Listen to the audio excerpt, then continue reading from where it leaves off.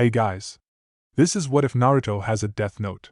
When Light met Ryuk for the first time, the Shinigami remembers a particular blonde he had previously accidentally given the note to, when he was a new Shinigami with a brand new Death Note thousands of years ago.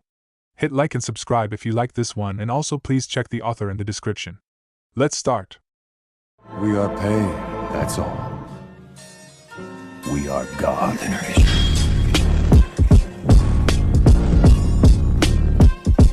Chapter 1, Death and Deception. In fact, I've been waiting for you, Ryuk. Light spoke with a smirk as he slowly stood up after being shocked into seeing the demonic appearance of the Shinigami. It did not help that his room was currently dark. Oh, seems you're an interesting one, Yagami Light. Ryuk spoke with an amused look on his face while the brown-haired teen sat lazily on his chair before gazing at the death note laying at his study table. Shifting his demonic pupils to the notebook, Ryuk's eyes widened a bit upon noticing hundreds of names already being written on its pages.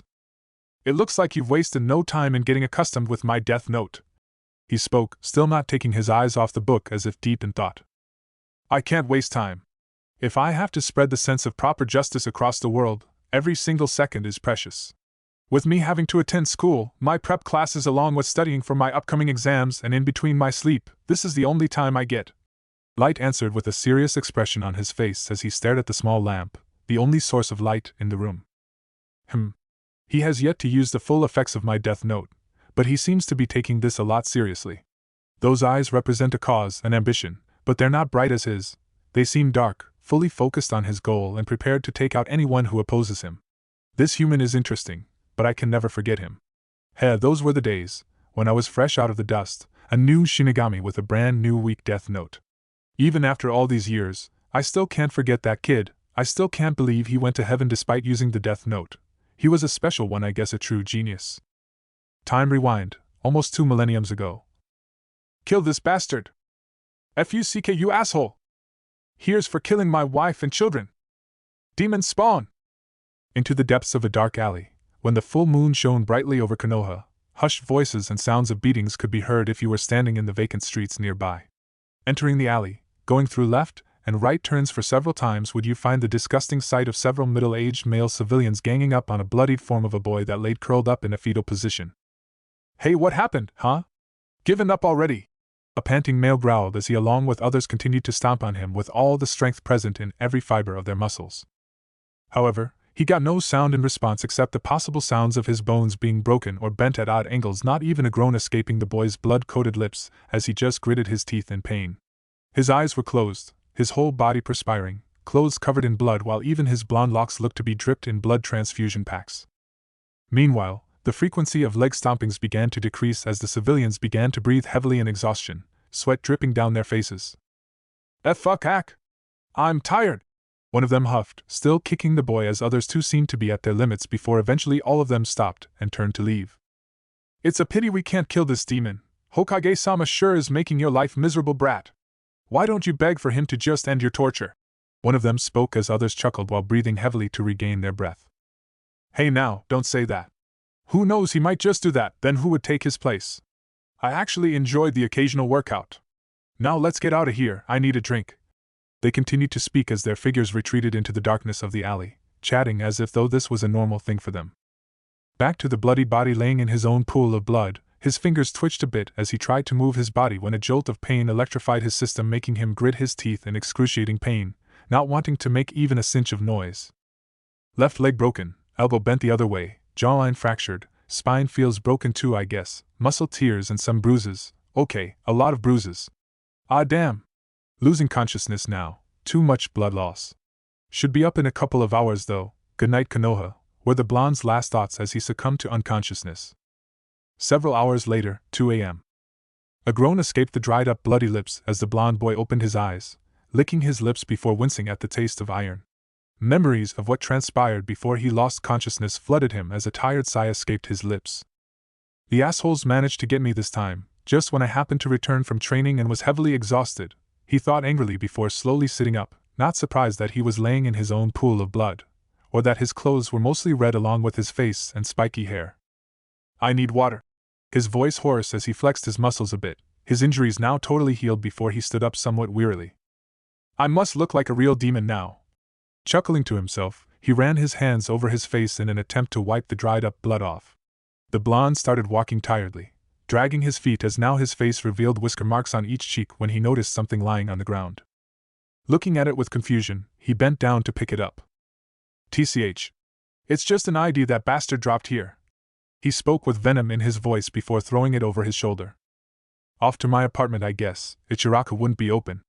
I don't even know what time is it right now," he pondered as the whiskered blonde trudged slowly through the dark alleyways, his apartment being the destination. "I'm so gone dash." Thud. He stopped mid-sentence when something light fell on his head, making a groan escape his lips. Please, for Kami-sama's sake, don't tell me this is bird shit," he mentally prayed while looking towards the sky before running his hands through his bloodied hair, to find nothing. Turning around, confusion spread across his face upon noticing a notebook lying on the ground. "Now what's this? A notebook of IDs of all my attackers?" he uttered sarcastically while rolling his eyes. Bending down, the blonde picked the light notebook. Seems like it's brand new. Why would someone drop it now? There are no paper bombs in here, it's just completely empty, he thought while flipping through its empty pages when he closed it with a sweat drop. I would have been dead if there were paper bombs attached to this. Guess the beating got to my head," he mumbled to himself before turning the notebook over. "Death note, huh?" he questioned to himself with raised eyebrows, a dry chuckle escaping his lips as he opened it to look at the first page. His bored, half-lidded eyes opened a bit in interest when he noticed a black page attached on the cardboard side on which several points were written in petite handwriting, the ink being white. Noticing the heading rules, he quirked an eyebrow as the blonde started reading it, still walking at a slow pace towards his apartment. "Let's see here, the human whose name is written in. The note shall die. The note will not take effect unless the writer has the person's face in their mind when writing his or her name. Therefore, people sharing the same name will not be affected." He sighed before glancing up at the sky. "Come on, really? You expect me to believe this? Is this a game or something?" he asked himself before shaking his head. Lowering his head, he again started reading from where he left off. "If the cause of death is written within 40 seconds of writing the person's name, it will happen. If the cause of death is not specified, the person will simply die of a heart attack. After writing the cause of death, details of the death should be written in the next 6 minutes and 40 seconds. Not bad for a prank, I guess. It's enough to scare a civilian away." The blonde muttered to himself with an amused smirk when he turned over to the last page to notice a few more rules written on another black page attached to the cardboard of the notebook. "Well, I'll read the rest at home. It's already difficult enough to read this with so little light here," he murmured to himself before closing the notebook. Half an hour later, Naruto's apartment. After having taken a shower to clean himself of all the dirt and blood along with getting rid of his bloodied clothes, we find the blonde standing beside the small coffee table on which the notebook was currently laying. His oceanic blue eyes looked to be staring at it with mild curiosity. Sighing to himself, he walked towards a wall to switch on the lights of his room before sitting by the table. "I'm not feeling like sleeping right now, let's see this thing," he thought before opening the last page to read the remaining rules. So here we go. The user shall use any medium like blood or cosmetics to write as long as the letters are legible, distinguishable, and recognizable by the note. A person's death can be cancelled if the page on which the name has been written is either completely destroyed or the medium used to write the name is completely erased from the page within the span of 40 seconds or 6 minutes and 40 seconds after the name or the cause of death has been written. The death note in the beginning functions within a circular area of 1.6-mile radius with the note being its center. Therefore, the person whose name has been written has to be within that circular area. If the person is outside of the functionality area, she will remain unaffected. The death note will be useless in case of any living being if they don't have a name. Calmly resting the notebook down on the table, the blonde teen took deep breaths. "Okay, stay calm. This is ridiculous.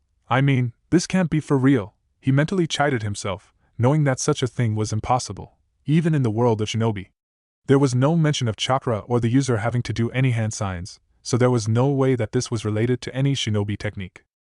Deep in thought, he shifted his gaze towards the window upon hearing some voices down the street.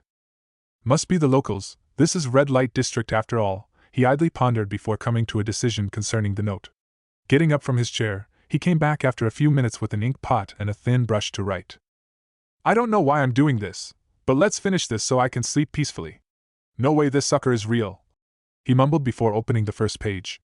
Dripping the brush into the pot, he proceeded to write. "Alright, let's see, I'm gonna test this on myself.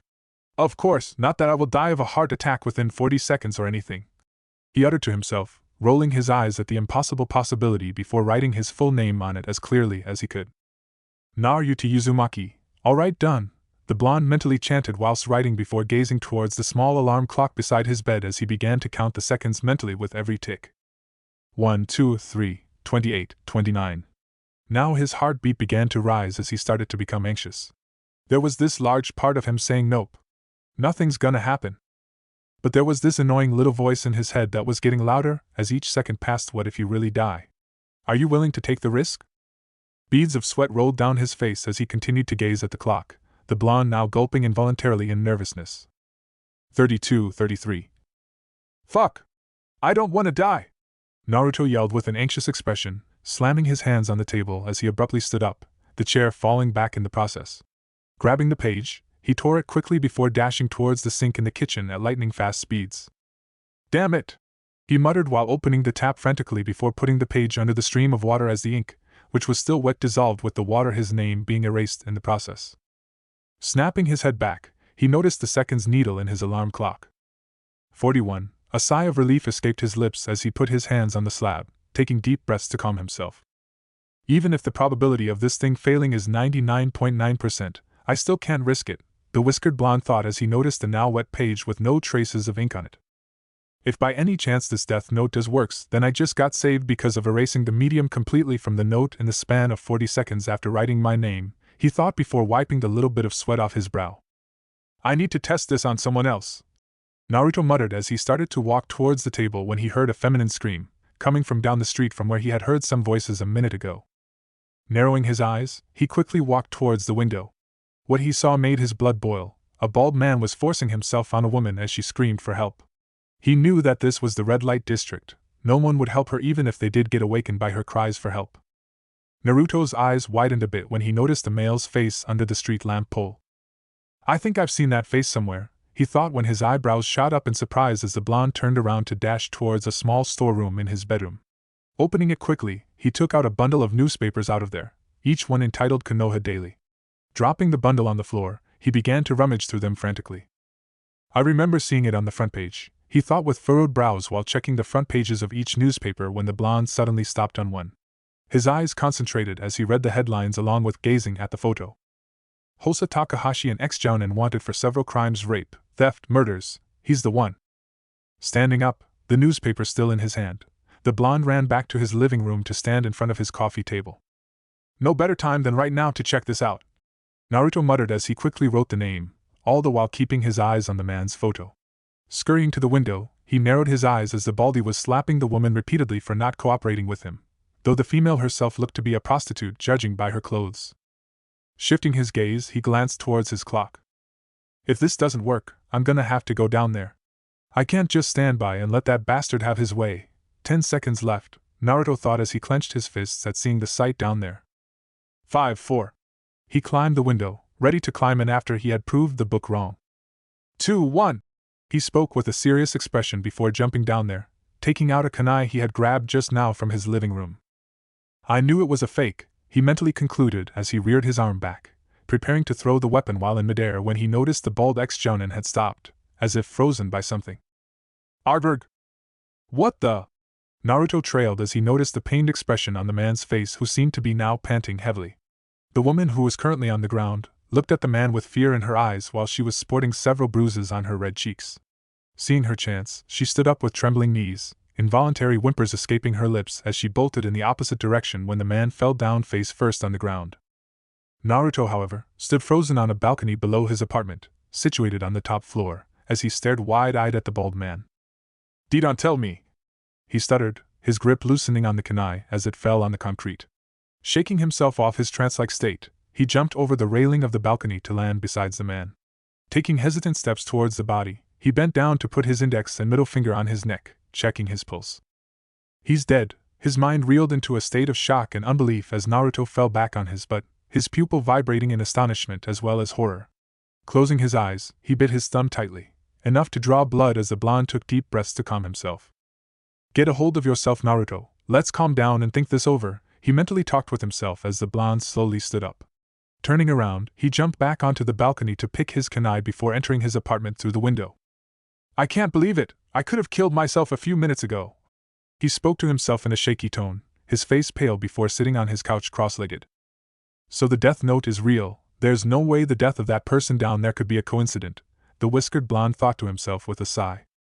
I should sleep, I have to attend the academy tomorrow too, he mumbled before getting up to enter his bedroom. Several minutes later. It's no use, I don't think I can sleep, not when I'm this anxious, Naruto exclaimed in frustration, while running a hand through his blonde locks as he had suddenly sat up from his sleeping position on the bed. Gazing at the spread-out bundle of newspapers he had created earlier, the blonde got off the bed. Picking up the bundle of all those recent newspapers, he proceeded towards one thing that had blasted off his sleep with a bang. Now let's read all those rules again, he thought as the blonde now sat in front of the death note laying on his coffee table. Opening the last page, he noticed it being numbered 260, in fact all pages were numbered just like any normal notebook. Details of the death should be written within the next 6 minutes and 40 seconds after the cause of the death has been written. Leaning back, Naruto gazed at the ceiling with his hands behind his head. He stared at it for several minutes, as if deep in thought. I wonder how far can I go with these details? Death details like jumping from the Hokage monument, stabbing yourself in the heart with a kunai in a weapons shop are quite easy and straightforward. However, I do wonder if a person locked in a jail can kill himself with a kunai, when apparently there is none present there. And this circular area of 1.6-mile radius is interesting too, almost covers the entirety of Konoha. This one raises several possibilities too. I guess these rules do not explain all the powers of the Death Note, Naruto murmured to himself, rubbing the whisker marks on his right cheek lightly with his index finger. The only way to find out. His eyes then turned towards the newspapers, something which was a regular source of almost all the criminals of Konoha roaming free or which were previously arrested to be put in Konoha's prison, called by its official name of Konoha's Special Ninja Felony Prison. Should I use the Death Note then? He asked himself with a serious expression. Suddenly then images of him being beaten brutally flashed into his mind, him being beaten since he learned how to walk. His fists clenched tightly as Naruto narrowed his eyes in anger. Why not? It's not only about suffering of mine. The women being raped and others being murdered, their families and relatives being killed, they need their justice too. And I will become their justice, he exclaimed, his electric blue eyes cold as he stared at the Death Note. Not only theirs, but I need my justice too for all the shit I went through, he thought while tightening his hold on the brush. However, I need to use this thing extremely carefully. I don't want to kill innocent civilians or ninja. When it comes to my justice though, I wouldn't spare those who treated me as their scapegoat. I will leave those who at least didn't outright try to kill me. Glares and insults are something that doesn't affect me much now.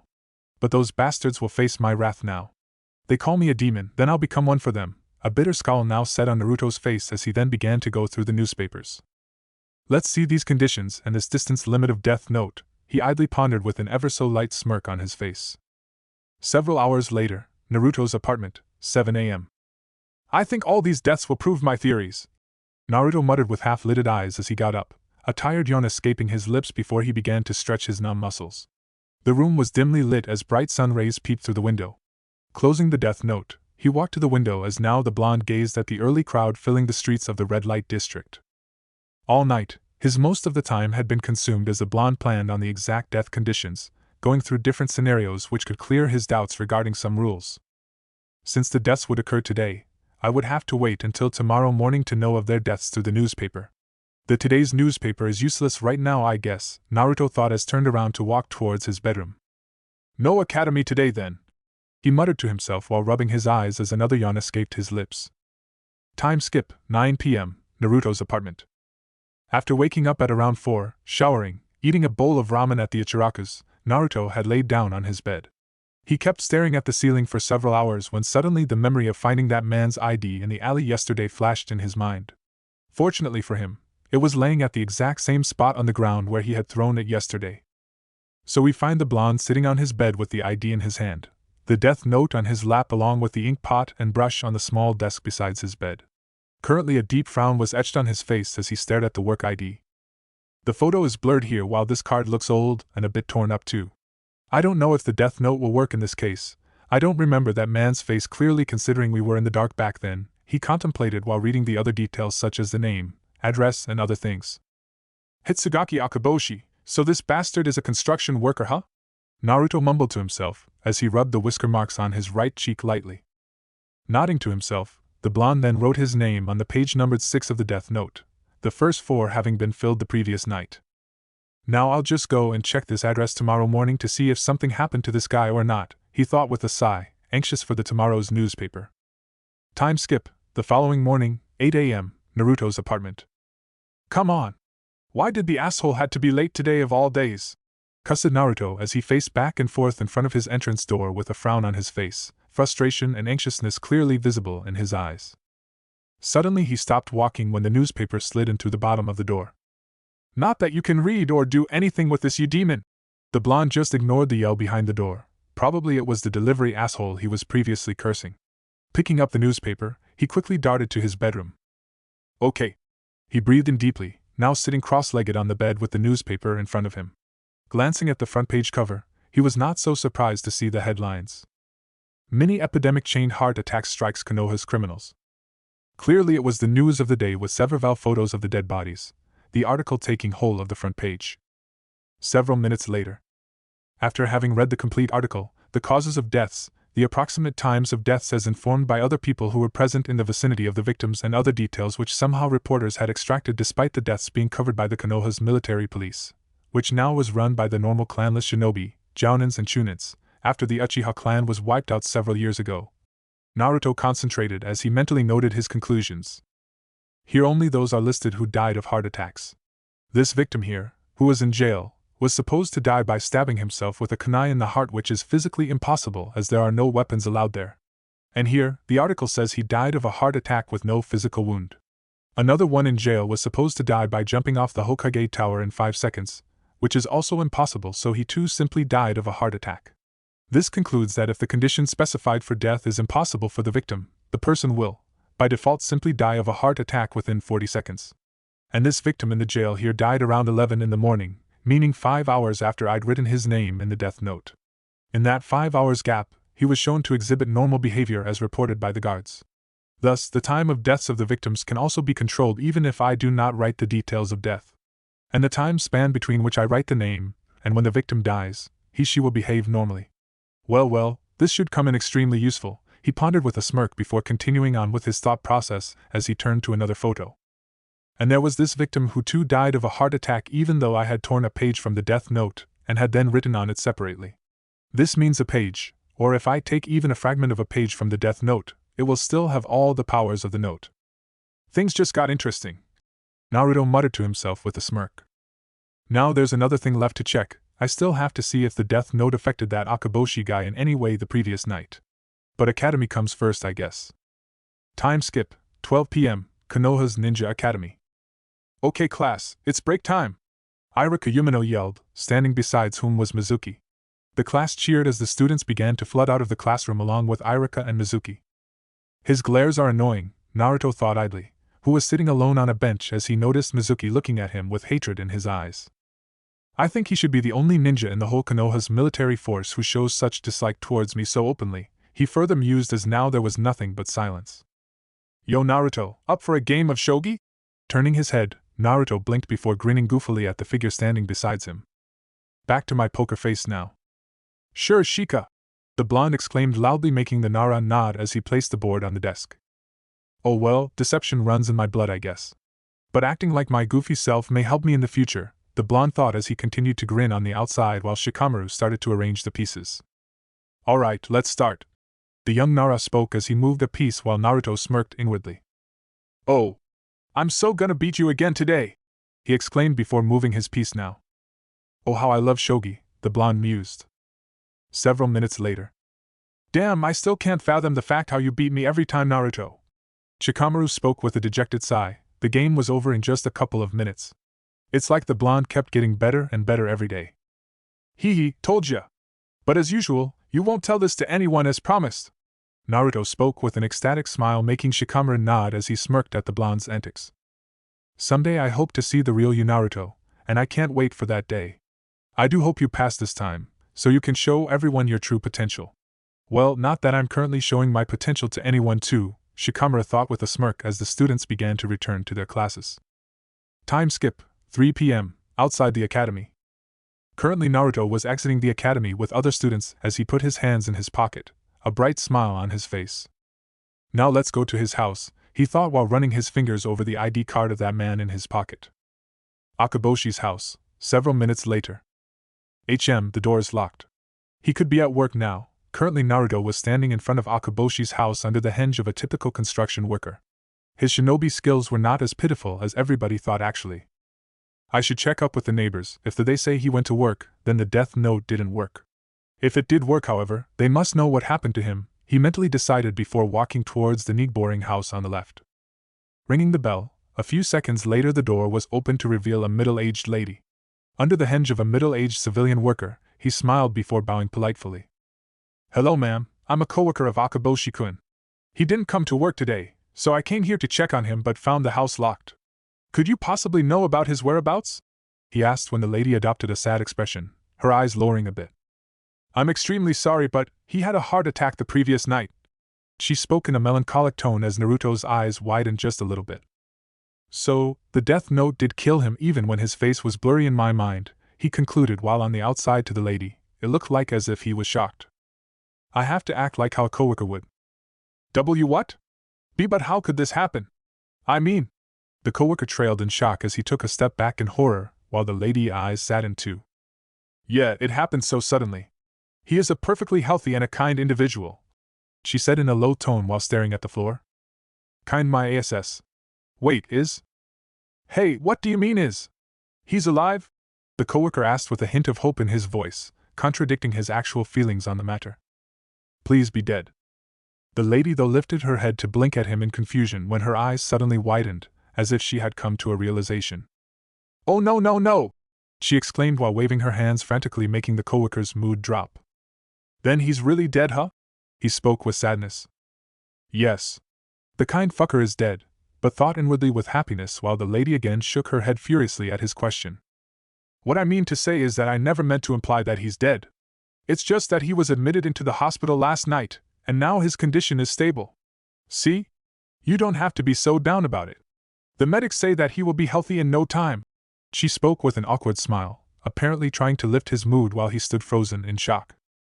What? Then does it mean that the death note failed? No wait, it did give him a heart attack, but not powerful enough to kill him. Must be because of the blurry face. Still, I'll have to personally check this out. This woman looks like a klutz to me, he thought before adopting a relieved expression on the outside. Thank Kami, you really scared me there. He spoke with a sigh while she smiled apologetically at him. All right, I'll go check up on him. Arigato, he exclaimed before bowing. I was glad to help. I really hope he gets better soon. She spoke as he nodded to her. A few minutes later, in front of Konoha's General Hospital. Currently we find Naruto, henged, standing in front of the hospital with people bustling in and out. It looked to be quite a busy place. I wouldn't be able to sneak in there. Having already visited this place many times, I know there's heavy security in there. And as soon as I place one step in there, all of them would be on my throats. Even with the transformation, the medics could see through it. I might be able to get in there, but no point in taking the risk when I have Death Note, he thought with a smirk when his eyes fell on two nurses talking with each other. His oceanic blue eyes immediately narrowed upon recognizing one of them. I remember her, she's the one who stabbed me last year when I was here because of my injuries after getting beaten by a mob of crazy assholes, he thought bitterly, glaring at her when slowly a smirk formed on his face. Walking towards both them, the coworker kept a neutral face as he acted to be deep in thought. Close enough, he was now able to read her name as written on a patch of her uniform on her right breast. Smirking mentally, Naruto got out of there as he now jumped through the rooftops towards his apartment, where the Death Note was currently hidden for the time being. Next time onwards, I'll have to make sure I keep some pages from the note with me all the time. 15 minutes later, in front of Konoha's General Hospital. Here again stood Naruto, this time hinged into some other random civilian, some distance away from the two nurses who were still busy talking to each other. It seemed as it was currently lunchtime for the staff in the hospital. Okay, only 30 seconds before it's 3:43, Naruto thought as kept gazing in between his wristwatch, something which Sandaime had given to him recently on his birthday, and at the young nurse. 3, 2, 1. Suddenly she stopped talking while Naruto inwardly smirked into the henge. Mitsuru-chan? Is something wrong? Death Note really is punctual, he thought with an amused smile as the nurse named Mitsuru, ignoring the calls of her friend, started to walk towards the entrance of the hospital. Seeing that she had entered the hospital, he started to walk at a dawdling pace towards the backyard of the hospital, going round the building. "Here we are," he muttered, still under the henge, as the blonde stood behind the large building. Currently he was gazing upwards, towards a specific window among dozens of other windows for each room. Turning his head around, seeing that no one was currently present in the area, Naruto suddenly dashed towards the large tree that was in the center of the grassy yard. Climbing it up, he comfortably sat on a thick branch directly in front of the window, his back resting against the trunk, still not having dispelled the transformation. He leaned his head back, closing his eyes as a deep sigh escaped his lips. Opening his eyes, he checked his watch before staring at the window with a serious expression on his face when his lips curled just a little bit upwards. Swoosh! A file came flying through the open window at amazing speeds when Naruto caught it above his head, still sitting there. It's a good thing knowing the complete layout of the hospital, considering I've arrived here so many times in the past, he idly thought while gazing at the cover of the file. Akeboshi Hitsugaki's medical report. Standing up, Naruto dusted his clothes before gazing through the window through which the file had zipped out. "Sayonara, Mitsuru-chan." A smirk formed on his face as he stared at Mitsuru's motionless body on the floor before making a blurry dash towards his apartment. Chapter 2, Notes Influence. A file came flying through the open window at amazing speeds when Naruto caught it above his head, still sitting there. It's a good thing knowing the complete layout of the hospital, considering I've arrived here so many times in the past, he idly thought while gazing at the cover of the file. Akeboshi Hitsugaki's medical report. Standing up, Naruto dusted his clothes before gazing through the window through which the file had zipped out. "Sayonara, Mitsuru-chan." A smirk formed on his face as he stared at Mitsuru's motionless body on the floor before making a blurry dash towards his apartment. So it all went according to the plan, Naruto thought with a smirk as he jumped through the roofs at amazing speeds for a boy his age. But it wasn't completely unexpected, considering he had this habit of evading Umbu or Jounins, whether it be by using tricks, pre-planned strategies, or his own stamina and speed. Still under the transformation, he continued to blur towards his apartment with the file hidden inside his zipped orange jacket. Idly, he began to remember what he had written in the death note for that nurse Mitsuru. At 3:43 p.m. sharp, she will enter the Konoha General Hospital and would ask for Akeboshi Hitsugaki's room number at the reception under the excuse that she needs to check up on his condition. Walking at a normal pace, she will enter Akeboshi Hitsugaki's room and will grab his medical file. At exactly 3:50 p.m., she will enter room number 26 with the medical file and throw it through the open window as hard as she can. At precisely 3:51 p.m., she will die of a heart attack. Now here, there were several factors I had to consider based on my experiments earlier today. I never knew Akeboshi's room number, but that nurse, who was being controlled by the death note, probably did. However, in a slight off chance that she didn't, I had to assure it by making her ask for his room on the reception, or else she simply would have died of heart attack right there, considering the victims of the death note can't do things that are impossible for them, such as going to someone's room whose location you don't know. Now I had her walk at a normal pace as I didn't know how she would move under the death note's influence, and it helped so that she wouldn't act strange or look suspicious to any present medic or shinobi there. As nurses usually know where the medical file is kept, so after taking the file she reached room number 26 at 3:50 exact. Between 3:43 and 3:50, she had a total of 7 minutes, a comfortable time span to do those tasks. So I presume in case she wouldn't have been able to reach room number 26 at 3:50 exact, she again would have by default died of a heart attack. After that, it was a pretty easy task of throwing the file through the window, and 1 minute after that, dying exactly at 3:51. Yep, it all went according to plan. However, there were still several possibilities that could have failed the plan. Now that I think about it, there's one main question that rises now. How did she behave under the influence of Death Note? Did she act normally like she would? Or did she act like a zombie under control? There are still many questions unanswered about the Death Note, but it's not like I don't have enough experimental candidates, he thought with a smirk as the cool breeze soothed his form. Several minutes later, Konoha, Naruto's apartment. It feels great. Once in my life, everything looks so achievable. Once in my life, I do not find myself cursed. This thing, Naruto spoke with a smile, currently laying on his bed as he gazed at the Death Note in his right hand above his face, is a gift to me. Death Note is the first usable gift in my life. No offense to Gigi though. The wristwatch came in pretty handy today, and I'm sure that it will be of great use in the future, he uttered before momentarily closing his eyes as a sigh escaped his lips. I feel just a little bit guilty of killing all those people and that nurse today, but they deserved it. I'm not just gonna sit here and let them do what they want. Besides, I'm also killing the criminals here, and what's a worse criminal than trying to kill an orphan boy in the most gruesome way possible since he was born? The hell with what Gigi says, I'm not gonna forgive them and become the scapegoat of this village. The blonde's thoughts began to turn darker as he clenched his fists in anger. Sitting up, he began to take deep breaths to calm himself as the whiskered blonde clenched the death note tighter. Let's calm down here. Now what should be my next move? There's only so much I can do by using the newspaper. It will only be a source of daily petty and local criminals. What about the highly dangerous ones, the most vicious of high-ranking criminals locked into the deepest reaches of Konoha's special ninja felony prison? Even the ones locked in torture and interrogation department cannot be ignored. I've heard they got some serious violent ones down there.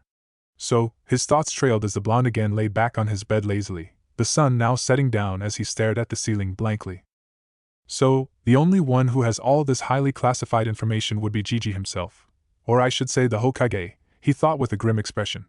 Naruto knew that this would not be easy. Getting access to such information would normally be tough, but with the death note he knew things weren't impossible. At least I know he keeps those files in his office somewhere.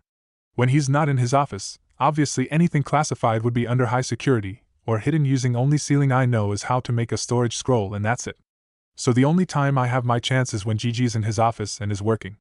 That's the time when most of the stuff is usually outside on his table, something he calls the cursed paperwork. He further pondered before grabbing the medical file to open it. Name Akaboshi Hitsugaki. Sex male. Age 36. Blood group B+. Status civilian. Occupation construction worker.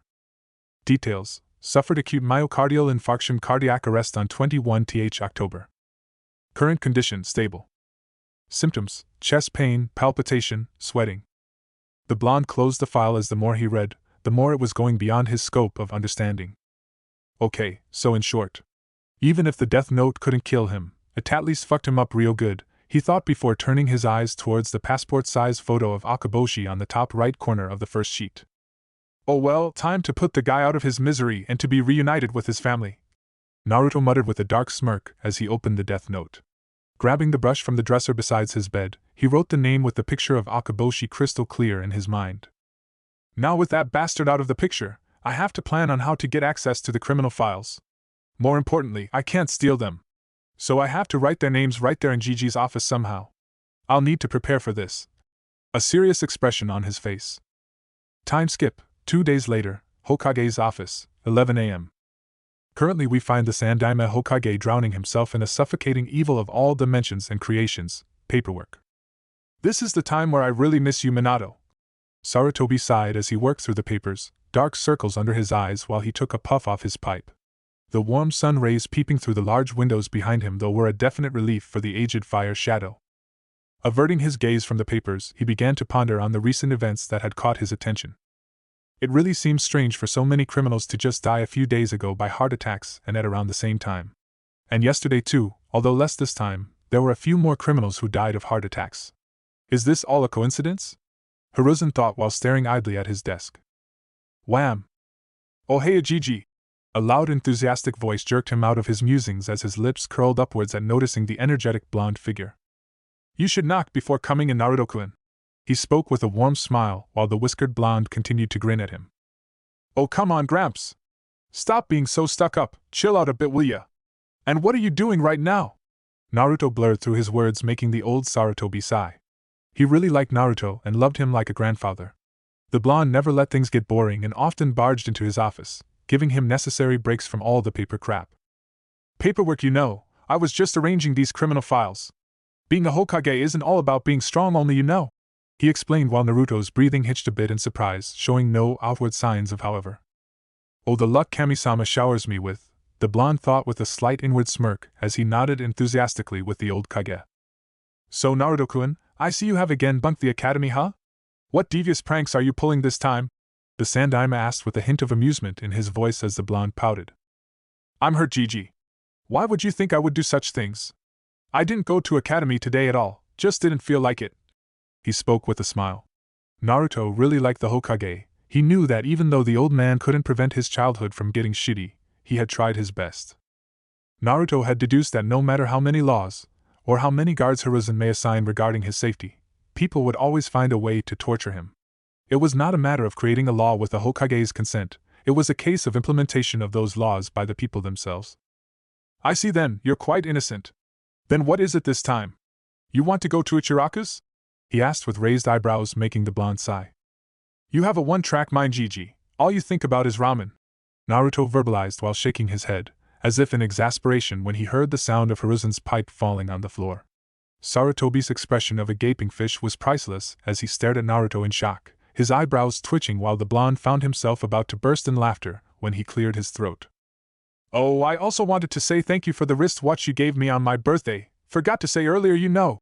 He blabbered enthusiastically while showing off his wristwatch to the Hokage, a bright grin on his face when he momentarily glanced at the time on it.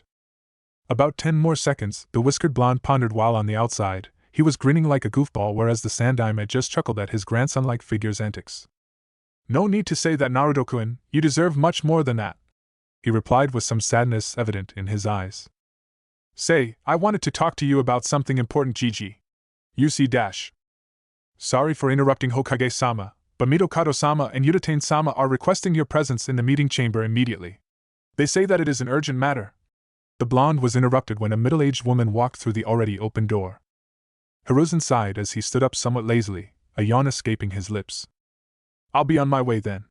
You can resume your duties, Akio-san, he said as his secretary Akio bowed before leaving the room while Naruto outwardly was sporting a frown on his face. Should be easy from here on out, he thought while smirking inwardly. I'm sorry, Naruto-kun, but we can talk later, any? I've got an urgent matter to attend to, he uttered as the 12-year-old boy scowled. But I wanted to talk to you. There's this really important matter I want to discuss with you, and it has to be today. It's really urgent, Gigi, he exclaimed with urgency while inwardly being impressed on his own acting skills at seeing the conflicted look in Sarutobi's eyes. Smiling sadly at Naruto, the old Kage ruffled his hair affectionately before speaking. I assure I would return as soon as possible. In the meanwhile, you can wait here for me, okay? If anyone asks why you are here, just say I ordered you to come here. Naruto nodded in acceptance with a sigh as the Sandaime stood up before leaving the office. Perfect. Now I have to do this as fast as I can. He shouldn't be back for about an hour, the blonde thought with a serious expression as he calmly walked to sit on the couch. I also don't sense any Embu here, means they are already following Gigi, must be his bodyguards, he thought before gazing at his watch. About 5 minutes more. He mumbled to himself as the blonde sat there with his elbows on his thighs, rubbing the whisker marks on his right cheek with the index and middle finger of his right hand, his usual thinking pose. Currently he was staring at the wall on the opposite side with a serious expression, completely opposite of what he was a few minutes ago in front of Hiruzen. Deep in thought, he couldn't comprehend how 5 minutes flew by so quickly upon hearing the click sound of the door being closed. Well done, Akio-san, Naruto thought with a smirk as he stood up before calmly walking towards the Hokage's desk. Now standing beside Hiruzen's chair, he began to skim through the bulky file. This seems to be some real forbidden stuff. It basically contains records of highly dangerous criminals caught by the Konoha's military police within a span of previous 6 years. The fuck? They haven't been sentenced to death yet? 6 years and still the decision is pending? What the hell Gigi has been doing anyway? He's way too lenient. Just look at this criminal, Mobashi Amuro, wanting to get rid of his own child for unknown reasons, murdered his wife just because she loved her baby and refused to go through abortion. Despicable assholes such as him don't deserve to live, not even in prison. Rapes, gang rapes, murders, slavery, killing for fun, all of them are the lowest of scums, the bastards. Naruto thought as he clenched his left fist very tightly, anger flooding throughout his system as a low growl escaped his lips. His eyes were narrowed as he stared at the photos of these criminals with hatred in his cold oceanic blue eyes, some of whose faces he remembered the ones who had beaten him in the past. And they call me a demon? These guys deserve nothing but a sudden death decision. I seriously doubt Gigi's doing his work properly here, the blonde thought as he calmed himself down before opening the first page of the folder. Each attached stapled page contained personal information regarding the criminal with several photos of him, from different angles, and some other administrative and official stuff which the blonde didn't have time to accustom himself to. Time to get to work, I have to write as much names as I can. I wouldn't able to get access to these files anytime I want, so I have to make the most of it right now, he idly pondered before taking a white small-sized storage scroll from the inside pocket of his jacket. Laying it on the chair as the table was already full with files and folders, he opened it before putting his hand on the circular seal in the scroll. Channeling chakra through his hand, he exclaimed quietly. Kai! Release! resulting in a puff of smoke which revealed several pages torn from the death note to be exact, which were stacked neatly on top of each other. Picking the one on top, he gazed at the paper. It was divided into 3 columns, the first column being blank while the last 2 columns, Naruto had filled beforehand. Each row of the second column was filled with heart attack, meaning this column was specifying the cause of death. The third column, however, was specifying the time of death. In this, 3 consecutive rows held the same date with the time difference of 1 hour each. Then the following set of 3 consecutive rows, third column only, would contain the date for the next day, times of death being the same, and so on till the last row. Third column. Row 1 equals 25th October 2 p.m. Row 2 equals 25th October 3 p.m. Row 3 equals 25th October 4 p.m. Row 4 equals 26th October 2 p.m. Row 5 equals 26th October 3 p.m. Row 6 equals 26th October 4 p.m. And so on till the last row on the page. Turning the page over, on its backside too was the same format. In fact, there were a few more pages on top of the stack which were filled with the same format. This will save my time. Now all I have to do is write their names in the first column. The result would be starting as of October 25th, these bastards will begin to die of heart attacks, 3 in one day, each at 2 p.m., 3 p.m. and 4 p.m. This will throw off any possible investigators, they wouldn't know where to start at least, Naruto thought with a smirk as he gazed at the ink pot and the brush that Hiruzen was using. Well, this ink is of high quality, and definitely a waterproof one. So I have to do this carefully. The blonde muttered to himself with a sweat drop as he remembered the writing my own name on the death note stunt he had pulled a few days ago. Okie dokie, let's do this, he whispered to himself before putting the page of the death note on the table as he started to write the names, in the first column, while looking at the photos of the corresponding criminals. Note that he's writing only one name in each row. Roughly 1 hour later, just outside the Hokage's office. Walking up the stairs, Hiruzen entered the lobby with a yawn as he rubbed his eyes a bit, grumbling about his foolish old teammates calling him for discussing trivial civilian matters. Well, not completely. They wanted to discuss about these strange heart attacks, so it was alright. But then they started to blabber about civilian matters which we had already discussed before. It was as if they just came to chat with me. I guess those idiots really missed the old times, he thought with a chuckle. Reaching his office, he entered through the already open door to smile at the sight. Here Naruto was sleeping on the couch, snoring loudly as he mumbled incoherent things with ramen being the only understandable word. Closing the door, he went towards his desk before sitting on his chair, a sigh escaping him. This job sometimes really takes a toll on me, he mused before opening his eyes. Gazing at the paperwork he had left before, his eyes narrowed immediately. Someone touched these, he thought in a bit of alarm as he scanned the room, now fully alerted. The windows were closed, the fan was off, so there's no way these pages could have moved on their own. I know the exact way I had left them, someone has definitely touched this folder along with other papers. There's no way Naruto would even touch stuff like this, did someone sneak in while he was sleeping? The door was already open when I came here after all. And Akio-san too wouldn't touch this, I have already ordered her not to before, Hiruzen thought in growing suspicion as he opened the folder a bit frantically. Currently gazing at the first page, his eyes started twitching when he checked the next few pages only for a tick mark to appear on his forehead. Naruto, he growled lowly before closing the folder loudly and slamming it on the table, making the currently sleeping blonde somewhat wake up from his sleep. Huh? Was it? He mumbled with sleepy eyes when Hiruzen walked to stand in front of him, the bulky folder in his hand. Explain. He spoke simply with a scrutinizing glare after throwing the heavy folder on the blonde's lap, making him grunt. Gazing at Sarutobi in confusion, he opened the folder before his mouth opened in an O in realization as a sheepish grin came across his face. On the first few pages, the photos of the criminals were edited. Edited in the sense that some of them now had beards, some had eye patches, some had black circles under their eyes making them look like insomniacs, some had piercings in their ears, and some even had ramen written on their foreheads. All in all, the moral today Hiruzen got was that with an ink-dripped brush, Naruto could be pretty crafty. Well, I was bored. Blonde spoke with a nervous grin as Hiruzen's eyes again started twitching. Bored? Bored, you say? If you get bored, you don't paint the faces of high-ranking criminals of a village, Naruto. The professor almost yelled when the blonde jumped out of the couch comically. It's your fault in the first place. You said you would return as soon as possible. What was I supposed to do? Become the Hokage and smoke a cigar?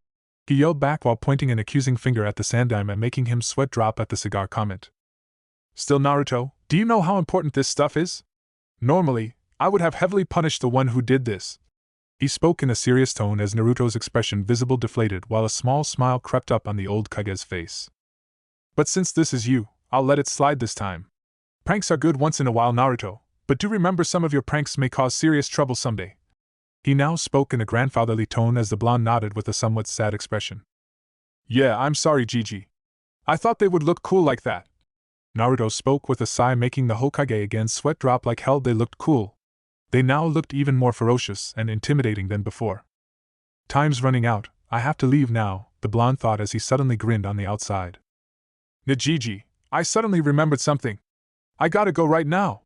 Bye and see you later, he exclaimed before rushing out of the open door, making Hiruzen chuckle at the energetic blonde. He really is one of a kind, he thought when he heard Naruto's yell echo through the corridor. And check your Ika crap in the secret compartment of your left bottommost drawer. Hiruzen's eyes widened in horror as he zipped to appear in front of the desk's mentioned drawer within a second. Oh shit. No shit. Please shit. Fuck shit, he mentally chanted his shit mantra while taking out the most prized literature in his possession. Sarutobi almost had a heart attack, not the Death Note LOL, when he gazed at the ruined graphic illustrations in the book, courtesy of a phenomenon Naruto with an ink brush. The blonde hadn't even left the front cover. Naruto, you little bastard! A scream was heard throughout Konoha, and everyone right then knew what had happened. The prank master had struck yet again. Meanwhile, forest just behind the Hokage's monument. Currently Naruto had just entered the forest as he dashed through the foliage as fast as he could. Perfect, this one went absolutely perfect. I didn't know I could fool Gigi so easily, he thought while jumping through the trees at blurry speeds. Shinobi have extremely sharp observational skills, and Gigi's no different. Underneath that warm smile and that grandfather face, he's a deadly one. I knew that Gigi, being the Hokage and a Kage-level shinobi, would easily notice the displaced papers and that they had been tampered with. So it was a pretty good plan of using my idiotic personality here. Everyone knows of me being an idiot. Even Gigi believes that when it comes to the brains side, I'm pretty weak. So using that fact, I did what the knucklehead Naruto would have done in his absence and painted those faces a bit, making him believe that the papers looked to be displaced because I had only ruined those faces with the ink due to me being bored, when instead I was using the Death Note to kill those criminals. Add to the fact that doing the same with Ika was an icing on the cake. Now there's not even the slightest chance of him getting suspicious of me, Naruto thought with a smirk as felt the sealing scroll in the pocket on the inside of his jumpsuit. At least I have completed the quota for 30 days, filling 90 entries in the first column. So starting tomorrow, October 25th, those bastards will begin to die via heart attacks, he pondered as he continued to bolt away from the Hokage's office, deeper into the forest. Now I just have to reach that 2-mile mark I had marked yesterday in this forest, it's further ahead. Several minutes later, forests behind the Hokage's monument, unknown location. Here! Naruto exclaimed as he skidded past a large tree, a large cross sign carved on its trunk. Opening the zipper of his jacket, he pulled out the white scroll, sealed in which were the blank pages of the Death Note, kept for emergency use when he was not in his apartment. He then took out another scroll from his jacket, which was blue in color. Blue represents the scroll containing the Death Note pages which have already been used, he reminded himself before opening the scroll. Unsealing it, the small puff of smoke cleared to reveal about 10 pages of Death Note, all of them filled with Naruto's handwriting. Fishing through them, he took out a total of 3 pages. He then began to gaze at the names written on those pages. Hamura Mitokado, Koharu Yudatane, Akio Amamiya, the names of the 2 guards who stand at the entrance of the Hokage's office building, all of them played their parts perfectly, Naruto mentally stated with a smirk while staring at the conditions of their death he had specified in the pages. But now that I'm about 2 miles away from the Hokage's office building with the pages of the Death Note with me here, it means that these guys are out of the 1.6-mile radius circular area with these pages acting as the center. Thus they are out of the Death Note's range, and even if I have written their names in the Death Note's page, they wouldn't die now, he pondered with a serious expression while he began to dig up some loose soil with his hand. Naruto, before coming to the Hokage's tower today, had already written Hamura, Koharu, Akio and the names of the 2 guards in the Death Note pages, which are currently in his hand.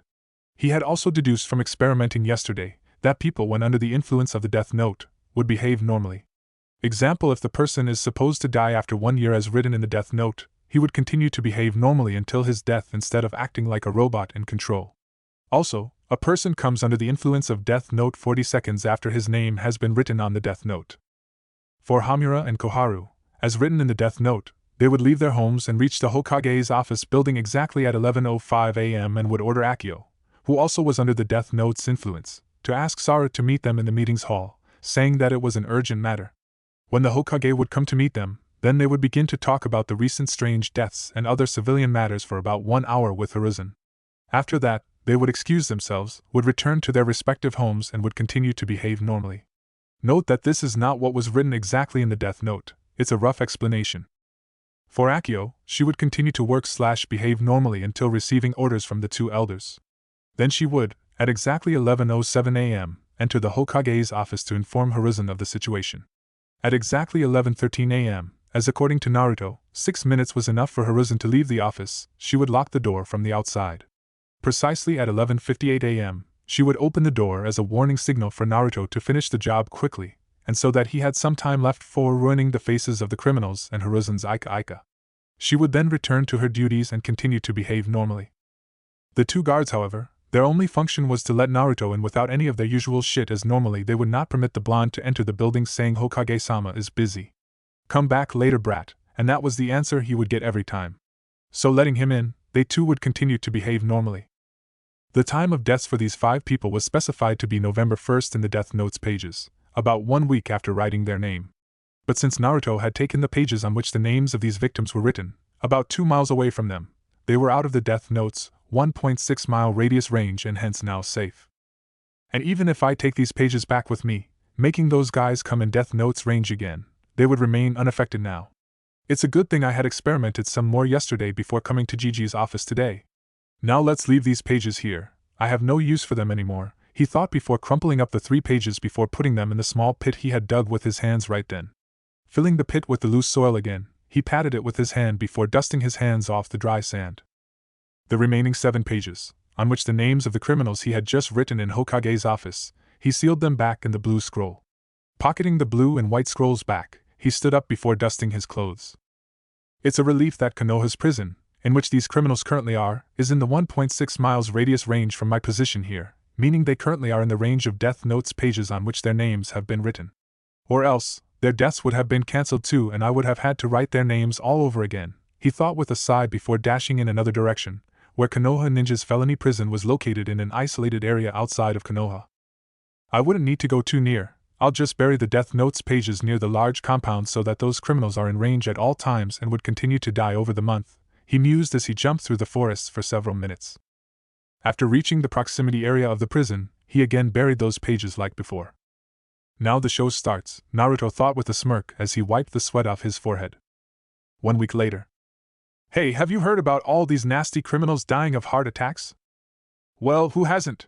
The whole of Konoha knows about this. They all have been dying since a week now, all of them due to heart attacks. I've heard that the times of their deaths are identical too, 3 criminals die every day in the afternoon. I don't know about the exact timing though. Do you think all these deaths are pure coincidences? I mean, heart attack is a natural cause of death, you know. Hell no! I'd say this is the work of some cool superhero who has decided to kill all those monsters. Talking about monsters, do you think he will kill that boy too? Well, I certainly hope he does. There would one less monster roaming free here. The Konoha Daily newspaper has even named him as Kira, now that's cool. A hero working in secrecy, doing something that our Hokage hadn't done until now. I'm kinda scared, you know, what if he also decides to kill the innocents? He seems to have this godly power to kill anyone with heart attacks. Oh, don't worry. I have a feeling Kira's a good guy, or a gal. For the whole week, he's been killing only the criminals. I think Kira can only kill 3 people in a single day, and only in the afternoon. Yeah. That must be the limits of his powers. No, you're wrong. Haven't you heard of the local gangs and thugs also being killed by heart attacks every day? The prison isn't the only place where the criminals are dying. I wonder though, what kind of forbidden ninja art he may be using. I have never heard of such a strong technique which can kill your opponent with a heart attack in an instant. These were the rumors and whispers that general public was exchanging with one another these days. Kira, it was a word that was now uttered about 1,000,000 times per day in Konoha. Whether it be children, adult civilians or the shinobi, the word had quickly spread through the hidden leaf like a wildfire. A major portion of the civilians in the village were happy for the events that had taken place during the previous week. However, there were some who were not so happy and were getting worried. Torture and Interrogation Department, Head Office. Ibiki, this has gone too far now. We can't allow this to happen anymore. At first, I had just pushed away these deaths as mere coincidences, but with each passing day and more deaths on the horizon has utterly crushed that notion. Hiruzen spoke with a serious expression as he, along with Ibiki Marino, head of the TNI department, stood in the head office in front of a large table which was littered with files and other documents. I agree, Hokage-sama. I had already told you that something was suspicious, but you decided to wait. Ibiki spoke somewhat accusingly, making the Sarutobi sigh as he took a puff of his pipe. Leaving that, I want to find out who or what is causing this. All these victims, the old professor spoke while indicating the documents on the table, are dying just because of heart attacks. Some of them were shinobi, and a ninja dying of heart attack, that's something rarely heard of. He finished making the Tokubetsu jounen nod. Yeah, I agree. Could this be the work of an enemy? However, I can't state anyone who could kill someone with heart attacks. That's something I've never heard of. Ibiki uttered with some frustration in his voice when the door to the office was opened as 3 males entered. Oh, I'm surprised you're on time, Kakashi. The Sandaime Hokage spoke in surprise as he gazed at Copy Ninja. This is something that can't afford any tardiness, Hokage-sama. I've finished that S-rank mission and just returned an hour ago. I think we can begin the investigation now. The jounen spoke with a serious expression. Man, what a drag, why'd you call me so early? Couldn't we have waited for at least a few more hours? Shut up, Shikaku, this is a serious matter. Let's start, Hokage-sama. Inoichi spoke with a grim expression, intervening the Nara who miraculously for once in his life looked serious. Chapter 3 Kiss. Oh, I'm surprised you're on time, Kakashi. The Sandaime Hokage spoke in surprise as he gazed at the Copy Ninja. This is something that can't afford any tardiness, Hokage-sama. I've finished that S-rank mission and just returned an hour ago. I think we can begin the investigation now. The jounen spoke with a serious expression. Man, what a drag, why'd you call me so early? Couldn't we have waited for at least a few more hours? Shut up, Shikaku, this is a serious matter. Let's start, Hokage-sama. Inoichi spoke with a grim expression, intervening the Nara who miraculously, for once in his life, looked serious. The group of 5 gathered around the large table, littered with files which Kakashi and Shikaku began to check out. Alright, let's get on with this. Ibiki here suggests that all these deaths caused by heart attacks could be the work of an enemy. You have any thoughts on this? The Hokage asked with a serious expression when Shikaku spoke, still not averting his eyes from the documents. No, 90% chances that this isn't the work of an enemy, he stated, making Ibiki stare at him in confusion, while Kakashi nodded with him. How can you say so? Inoichi questioned with raised eyebrows. If Konoha's enemies weren't involved, then who would kill all these people? Did they mean someone else, someone inside the walls? Or rather maybe the one who were in good terms with them? It's actually simple. All these people dying by heart attacks, which had abruptly increased after. The Nara trailed as he skipped back to the first page of the file. 20th October, were either the ones locked in prison, the local thugs, and in some cases, innocent civilians. Tell me, if this was the work of an enemy, wouldn't they rather kill our active shinobi, Konoha's military power, instead of already locked up prisoners, some street criminals and civilians? What would they possibly achieve by that? This Kira, it has to be someone, or a group of some people right here in Konoha with his own unique sense of justice, he explained when Ibiki asked. What do you mean by unique? Catching on to the odd choice of word as the 4 of them turned to Shikaku, who kept ruffling through the files. First, let's suppose Kira is one guy here in our investigation. It would not matter if he's a group, a secret organization, or a female, at least not yet, he uttered, now taking his eyes off the files to glance at each of them while they nodded. Gluing his eyes back to the documents, he started to say. Kira, this guy here until now has killed from the most vicious of criminals locked in Konoha's special ninja felony prison, some criminals involved in day-to-day petty criminals to some of the innocent civilians. Considering that most probably he's a resident of Konoha, or at least has been for the past week, he started to kill these people since a week ago. Now killing those criminals in prison, and even some local street criminals, can be put under the category of general justice, which anyone would do if they possessed the power. But these innocent civilians who have been killed by heart attacks, these deaths must contain his own personal interest. Most probably he's taking some form of revenge. I'm saying that we start this case by investigating the deaths of these innocent civilians. This will definitely lead us to some form of clue. He verbalized, making Sarutobi nod while Ibiki too found the logic in his explanation. You said that it has to be someone within Konoha? But according to the files, no physical wounds were detected on the victims during the autopsy. Most probably this weeds out the possibility of any normal shinobi. Earlier I also considered the possibility of Kira being a medic, as it's easy to stop one's heart for even a normal medic. However, for a medic to do that, they would have to be present at the site of death to kill them. In Konoha's prison, where most of the deaths have been taking place, the guards haven't reported any suspicious activity at all, and visitors have been banned there in response to these latest killings.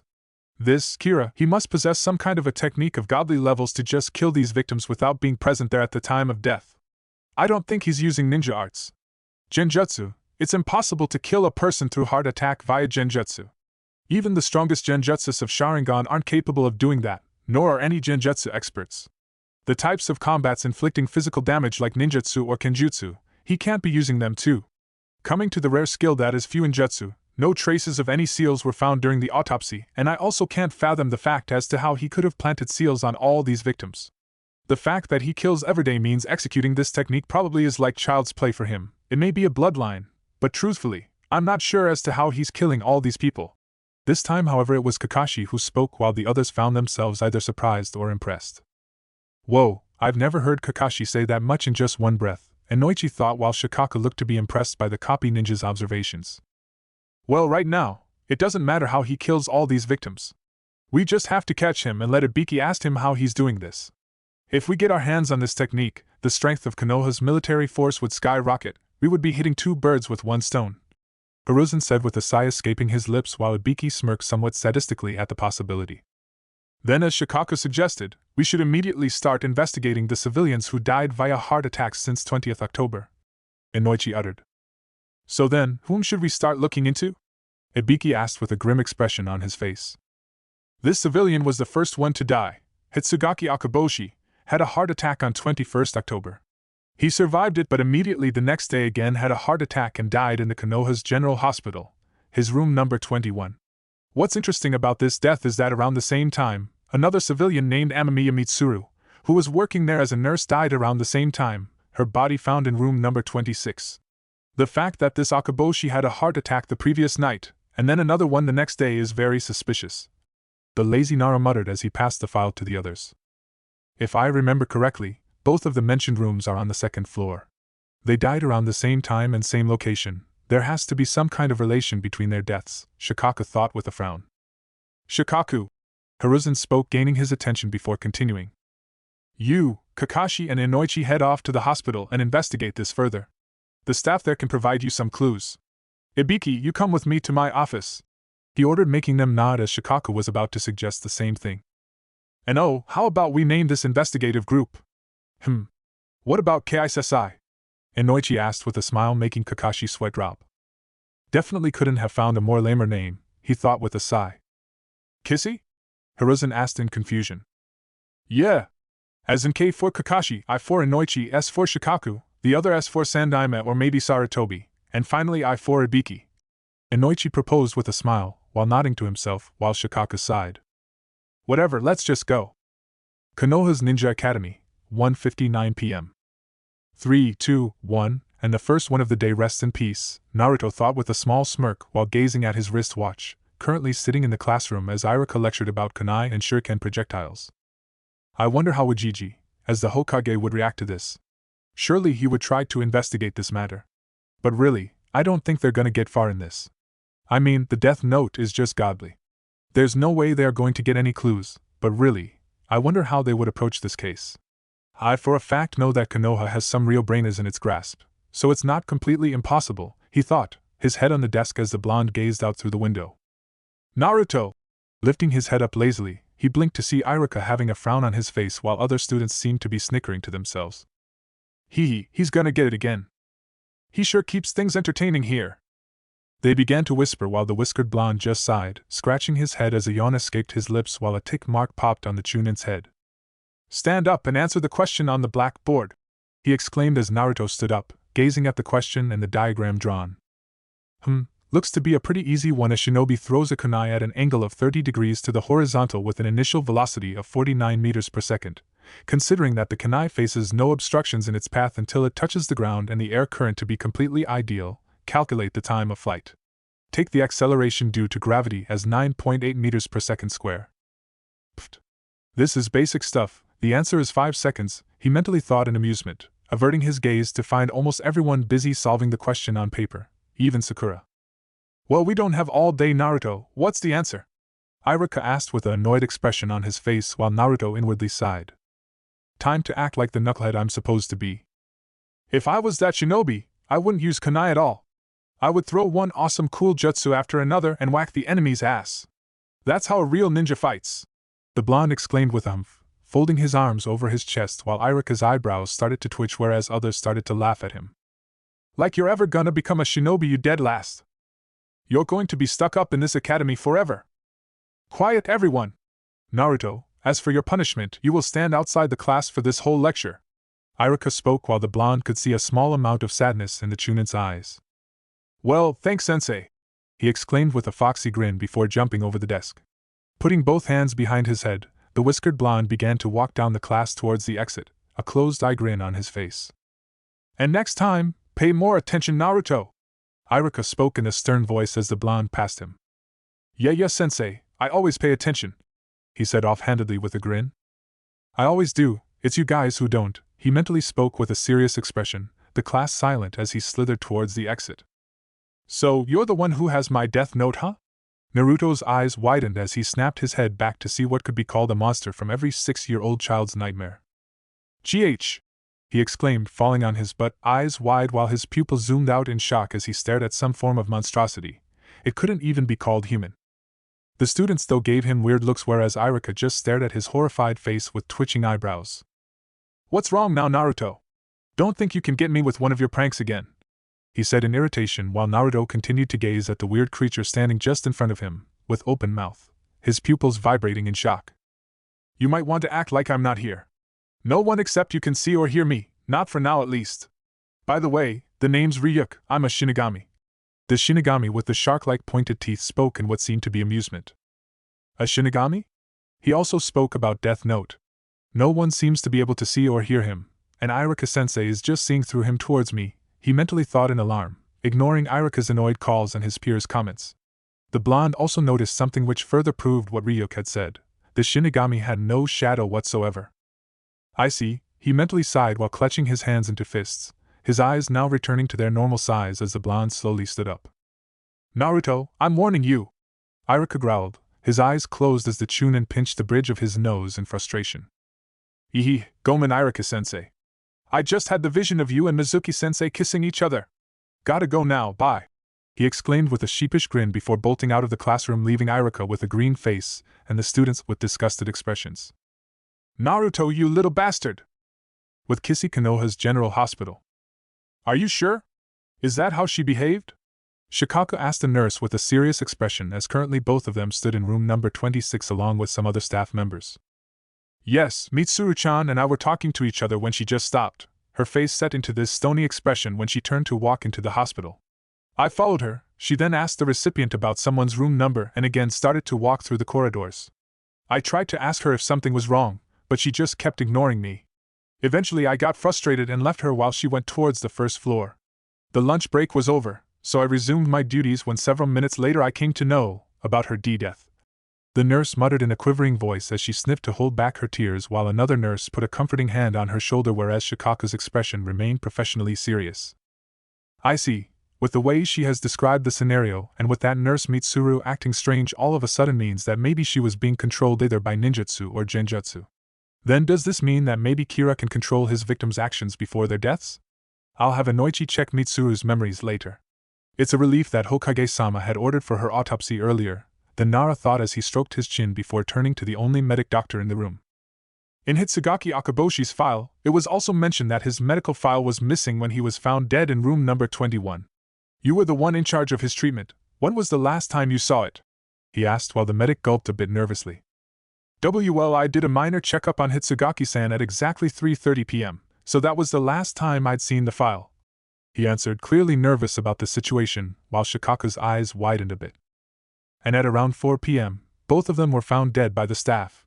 So it's in these 30 minutes that someone took it. This seems too suspicious to be just labeled as a coincidence that the file was stolen in those 30 minutes. When Mitsuru was maybe in control, he pondered before asking. This room is vacant right now. Was there any patient admitted here that day? Mitsuru died here. It could be that he might have seen something, he uttered when one of the nurses spoke. Oh. Well, there was an elder civilian admitted here and I was in charge of him. He told me that she just came through the door, threw a file out of the window, and then suddenly died after a minute or so. It was his screams for help that alerted us of her death in the first place," she said while the others nodded with her. "She threw a file? It must be the medical file. It has to be Akaboshi's medical file. The day before, Akaboshi had a heart attack, but he survived it. And then the next day, this nurse Mitsuru, who most probably was somehow being controlled by Kira, throws a file before dying. The same file which had been stolen around the same time. And according to the reports from the forensic department, Akaboshi's heart stopped a few minutes after Mitsuru's did. I can draw several major conclusions from this, but I'll have to wait until Inoichi checks Mitsuru's mind," he mentally decided before going towards the open window. "So she threw the file through this window, huh?" he muttered to himself when Kakashi and Inoichi entered the room. "Shikaku, I'm done inquiring most of the staff. It seems they don't know any specifics that could help us. They said that since it was a lunch break, they were off duty at that moment," Inoichi explained while Kakashi walked to stand beside the Nara. "I interrogated the receptionist. She told that Mitsuru had specifically asked her for Akaboshi's room number." The copy ninja spoke with a serious expression, making Shikaku turn his head towards him. His eyes widened just a bit. "So she asked for Akaboshi's room number, huh?" he mumbled to himself, adopting a thoughtful expression. "Well, this proves it. Mitsuru was the one who stole the medical report," the lazy Nara thought when the quietly sobbing nurse, Mitsuru's friend, intervened. Wait, gaining their attention as she wiped her tears. "Why would Mitsuru-chan ask for Akaboshi-san's room number when she was the one who had performed emergency procedure along with the others that morning in Akaboshi-san's room?" she asked in confusion, making Kakashi's, Inoichi's and Shikaku's eyes widen in surprise. "Are you sure?" the Yamanaka asked with a grave expression while she nodded when the previously mentioned doctor spoke. "She is right. Since I was the one in charge for the treatment of Hitsugaki, I know that Mitsuru was present there with us." The medic spoke in a queasy tone. "But then, this further proves my theory that Mitsuru was being controlled at that time. There was no reason for her to ask someone's room number when she already knew it, and she couldn't have forgotten it so quickly after just operating on Akaboshi that morning," Shikaku mused with a grievous look as he turned his head to stare out of the window. If she really was in control of Kira, why would he make her throw Akaboshi's medical file through this window? Did he himself collected the file, or did he make someone else collect the file for him? Better yet, why would he even need Akaboshi's medical report? A few minutes ago, with Naruto. After exiting his classroom and subsequently the academy, we find the blonde currently jumping through the rooftops with a grin on his face.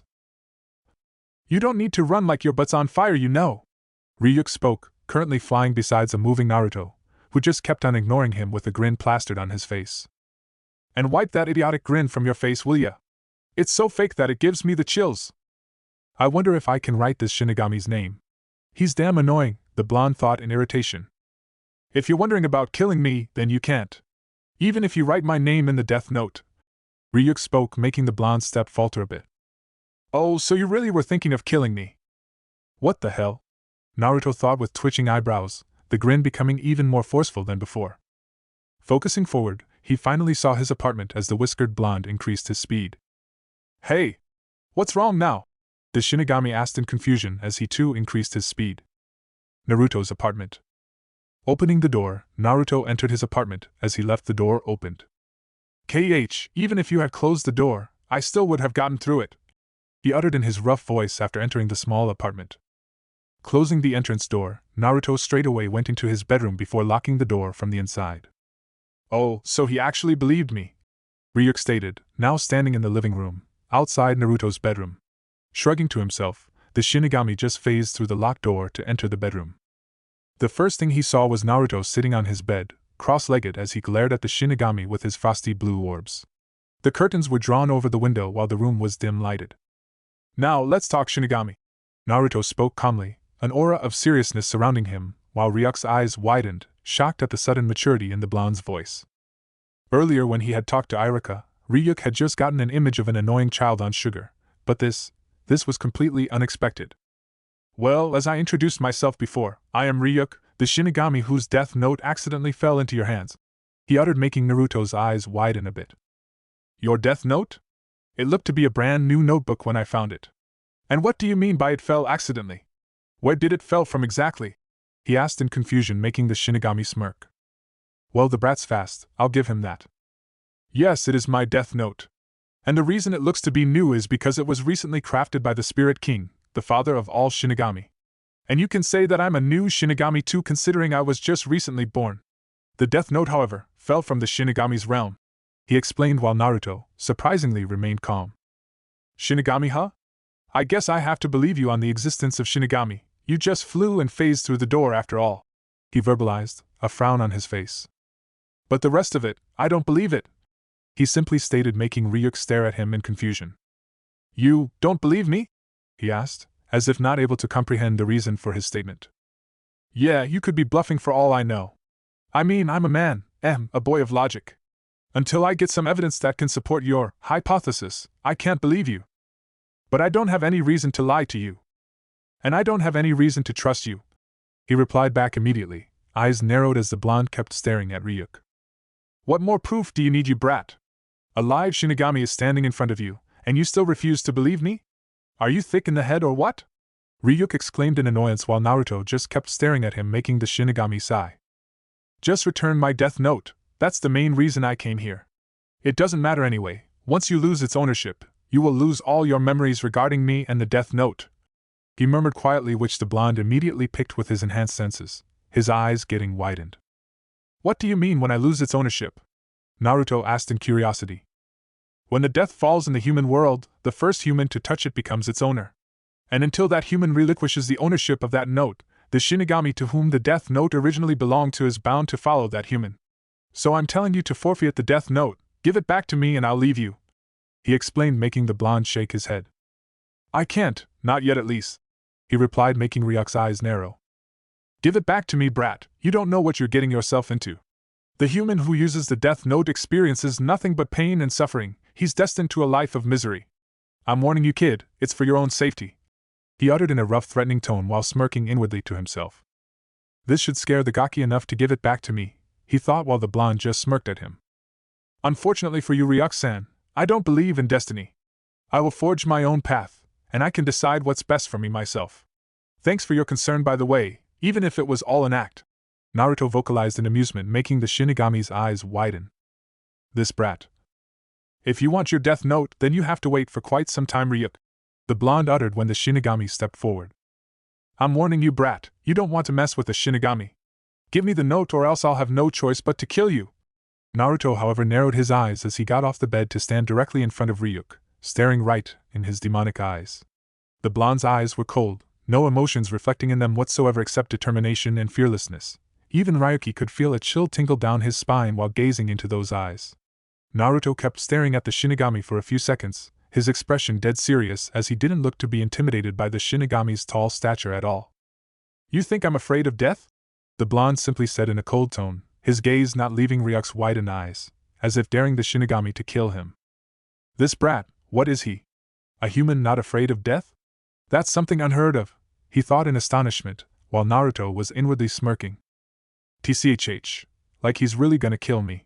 The way he said about the ownership part regarding the Death Note, it seems these Shinigami have to follow some specific rules, which I assume were created by this Spirit King he was talking about. Earlier he was trying to talk into forfeiting the ownership of the Death Note and give it to him, and now he threatens to kill me? Seems like he didn't want to kill me in the first place, or rather maybe Shinigami aren't allowed to physically harm the humans.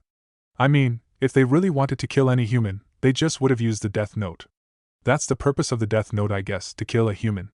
Ryuk earlier said that Death Note can't kill him, so Death Note maybe is not able to kill any Shinigami, and the rules in the notebook too only mentioned about humans being killed. 90% chances that he can't kill me unless he has the Death Note, so maybe that's why he was so adamant on gaining its ownership back? He thought while on the outside maintaining his serious expression, while Ryuk found himself stunned by the fearlessness shown by the boy. It intrigued him. Tell me, why are you so adamant on using the Death Note? What's in it for you? He asked curiously while the blonde's lips curled upwards just a little bit. To explain that, I'm gonna have to tell you the story of my life first. So sit back, Ryuk, this is gonna take some time, Naruto said as he jumped back on the bed, laying down as he stared at the ceiling. With Kissy Konoha Forensic Science Department. Currently we find Shikaku, Kakashi, Inoichi and the pathologist, who had conducted autopsy on Mitsuru, standing around the dissection table, on which Mitsuru's cold body laid under the evidence sheet. We have performed both medical, legal, and clinical autopsies on her, and didn't find any sign of a disease, physical or any internal injury, and no suspicious chemicals that could have been harmful to her body, such as a poison. Even if she died of heart attack, Hokage-sama had ordered us to completely check her for anything suspicious. The pathologist, a middle-aged man, spoke while currently Inoichi had his eyes closed, both of his hands on Mitsuru's head as he went through her recent memories. I see. Kakashi spoke, now reading his porn literature as he flipped a page while a yawn escaped Shikaku's lips. So, in which category did you place the death? Shikaku asked in a bored voice. That's the area in which we're facing problems here. You see, we divide the deaths into 5 categories, namely natural, accident, homicide, suicide, and undetermined. Currently, since we are confused whether this Kira was behind her death or not, we don't know whether to put it in natural or undetermined category. Heart attack is a natural cause of death after all, but it could also be Kira's doing. He explained, making the Nara nod when Inoichi opened his eyes. So, what did you see? Shikaku asked in curiosity as Kakashi now closed his book to turn to the Yamanaka. Her memories were completely normal until she talked to that nurse who was her friend. But then suddenly it all went black. It was a blank. Shikaku. He spoke, making the Nara smirk lightly while Kakashi asked in confusion. A blank? Yes, when the victim is being controlled by someone, either it be through a genjutsu or a ninjutsu, a black void forms in their memories. We Yamanaka call this black void as a blank in common language. It's a simple concept actually, since the victim was being controlled at that time. It wasn't his or her memories, but rather the memories of the user, who had used the genjutsu or ninjutsu on the victim. He explained, making the jounin nod in understanding while Shikaku's smirk grew wider. This proves it, so it was all Kira's work. Putting Mitsuru under control, he had her ask for Akaboshi's room number, made her collect the medical file, and walked to the room number 26 where she threw it out through the window. So this means that Kira needed that file, and shortly after the file being thrown out of the window, Akaboshi died. I don't know how he controls the victims. Maybe Kira is a Yamanaka, or he might be seeking the help of a Yamanaka. Inoichi, no, if he was the one behind this, he simply wouldn't have told us regarding the existence of a blank in Mitsuru's memories and would have lied to us. But the question still stands, why would he need the medical file to kill Akaboshi by a heart attack? The day before the heart attack, it was because of Kira. I can deduct this much from the things we have found so far. But it seems for some reason, he couldn't kill him completely. But the next day, right after gaining the medical file, Kira killed him. He also has been killing so many people with these heart attacks. Meaning, he needs something common to kill them, something which was definitely present in that medical file. What information can you gain by a patient's medical report which is like something common? The only info they give you about a person is the tests carried out on him, type of disease or an injury with which he was injured or died. He thought with a grave expression, stroking his chin as the Nara stressed his mind when his eyes suddenly widened. With Naruto and Ryuk Naruto's apartment. And so, now that you know how my childhood was, I'll tell you. I simply want to eradicate evil from this world just like any normal human wants to. And now that I possess the power, I would do it. But first, I want to clean this village. First, I will have my vengeance on those who made me live a shitty life. And then comes the usual bad guys, criminals and all. He explained with a grim expression, while currently Ryuk had an unreadable expression on his face. Well, I guess I can understand your situation. But still, are you doing this only for revenge? Maybe you're doing this to vent your frustration on the world for how they treated you. Do you ever think as to who made you the judge as to determine what is right and wrong? As to who deserves to die and live? Are you trying to become a god, Uzumaki Naruto?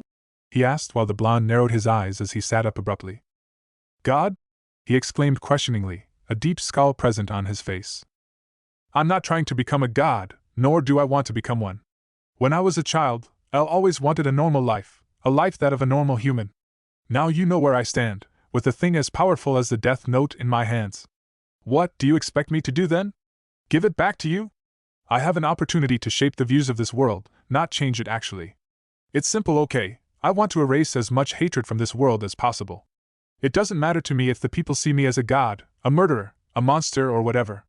I'm just doing what my heart is telling me to do. He spoke calmly as Ryuk just stood there, impressed by the 12-year-old blonde's maturity.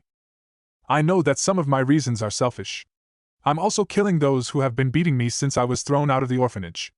It's selfish of me, I know. But I'm a human too, Ryuk, and I will never forget that. That's why I can never be a god. I'm not a saint who can just bear whatever shit people throw at me. You tell me, what's my fault here? Who deserves to live my life? What do you call those bastards out there who have mercilessly beaten an orphan child since he could walk? He exclaimed, his tone getting angry as Naruto clenched his fists before calming himself. I understand, kid.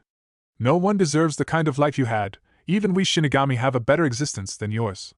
So, are you really serious about this? Do note that the person who uses Death Note, upon dying can either go to hell or heaven. It's a curse that the user carries with him forever. So tell me, you're still up for it, Naruto? He spoke in a serious tone while the blonde's eyes widened at that as he tightened his fists before a smirk formed on his face. Heh, my life is already shitty as it is. What happens after this doesn't matter to me, at least I'll be doing something good. Besides, killing someone in the world of shinobi is not a big thing. I'll take my chances, I guess. If I have to serve the world in the shadows under the name of Kira, then so be it, even if on the outside I'm just a monster to them. He verbalized with a somewhat sad expression, while Ryuk stared at him, a look of understanding in his eyes. In a way, I'm just like you, Ryuk. In a way, I'm just like a Shinigami. If anyone sees me, they scream monster. He expressed with a bitter chuckle. Uzumaki Naruto, the human Shinigami with a death note, huh? With Kissy Hokage's tower. So Inoichi, I presume then she possesses a blank too? Shikaka asked with an excited smirk, currently standing with Kakashi and Hiruzen by his side. The Yamanaka, however, was currently checking Akio's memories, the Hokage's secretary. Retracting his hand from her head, Inoichi had an expression of shock on his face while Akio opened her eyes lazily. You can return to your duties, Akio-san. Hiruzen spoke with an assuring smile, noting that she had a concerned expression on her face as if fearing that the Yamanaka may have had found something bad in her mind. Nodding to him a bit weakly, she left the Hokage's office when Kakashi closed the door before activating a sound barrier. As she did, just like in the case of those guards out there. But how did you predict this? Inoichi asked with wide eyes while Hiruzen and Kakashi too were sporting expressions of curiosity. Well, I explained to you before how I came to the conclusion that Kira was controlling Mitsuru, right? And when Inoichi confirmed it after going through her memories only proved that. Now there was a question, why would Kira need Akaboshi's medical file to kill him? It became clear to me that the minor heart attack in Akaboshi's case before the day of his death was also most probably Kira's work. Meaning, for some reason, he couldn't kill Akaboshi before, but after gaining the medical report, he immediately died of another heart attack. You think, a patient who lays unconscious on a bed, how can he die of heart attack when he just had one the previous day? Clearly it was Kira, I'm sure now. So you're saying that there was something in that medical report which Kira needed to kill Akaboshi? Kakashi asked, making the Nara nod. Yes, now think what could be so important in a medical report of a patient that could allow Kira to kill him, something important that has been allowing him to kill all these criminals and civilians over the week. It can't be the tests and diagnosis performed on the patient, which leaves. He trailed with a smirk while Hiruzen's eyes widened. The only thing left is the patient's personal information. He spoke in understanding with Kakashi and Inoichi nodding with him, both of them surprised themselves. Yes, but I still had to find the specific info which Kira needed among the personal information of a person. It could be his name, address, blood group, age, exact date of birth, even his photo, but that's highly unlikely considering you can just see a person's face easily without gaining something like a medical report of a patient. Then something clicked into my mind. The Nara paused with amusement in his eyes when Kakashi spoke with widened eyes. That how does he gains personal information about those dying in the prison for the last week considering that their personal details are kept secret and are only within Hokage-sama's possession? Yeah, but there was also this possibility of information being leaked by someone. There were several possibilities actually. But to get your hands on this information, Kira must have had done something right? Like maybe breaking in through, but that was highly unlikely considering the security's usually tight here. And even if he had broken in here, the guards or the others in the security staff must have either died of heart attacks or someone must have been controlled by Kira, just like in the case of Mitsuru. Inoichi filled in an excited tone. And that's why I had you check everyone's memories here in the Hokage Tower, even Hokage-sama's bodyguards. Earlier, all of this was just a theory, but after witnessing the results I was right all along, I guess. He said while Hiruzen was lost in his thoughts contemplating as to when Kira could have controlled Akio and his guards to get access to the forbidden criminal records. But criminal files too contain information such as name, age, blood group, and other such stuff. So still we don't know the specific thing he needs to execute this mysterious technique of his. I have my eyes on the name part though, as the civilians and the local thugs had also died in the streets. Getting information such as their names is not a big thing. But how do you get information like a local thug's age, or even his blood group? No, it most probably has to be the name, but I'm still not sure. He contemplated with pursed lips as the Nara stared out of the large window in the office as he walked towards it. Still, we have come so far in just a single day, it's only a matter of time before we catch Yukira. Though I'm curious as well as to how just by a person's identity you can kill him or her by a heart attack. However, the whole of Yamanaka clan except Inoichi too is under my suspicion radar right now, he mused as he replayed the events that had happened that day, searching for any missing clue, something which maybe he had missed. What about Akaboshi? Have you checked his memories? His memories can also provide us with some clues. His body too is currently in the autopsy department, we should at least use that to our benefit, right? Kakashi suggested, making Shikaka face-palm himself. How could I be so careless? Inoichi, you up for another round in the autopsy center? Shikaka asked seriously, making the Yamanaka smirk. Of course. Who knows, we might be able to solve this mystery in just one day, he exclaimed with a smile while Hiruzen had his own thoughts going on in his mind. When did Kira have the chance to get his hands on the criminal files? Either they're always locked under high-level security seals, or are out when I'm working. He also used Akio-san and the guards down there, so it has to be under the broad daylight considering Akio-san leaves during the evening. Kira, when did you exactly got the chance? Chapter 4, Fearlessness.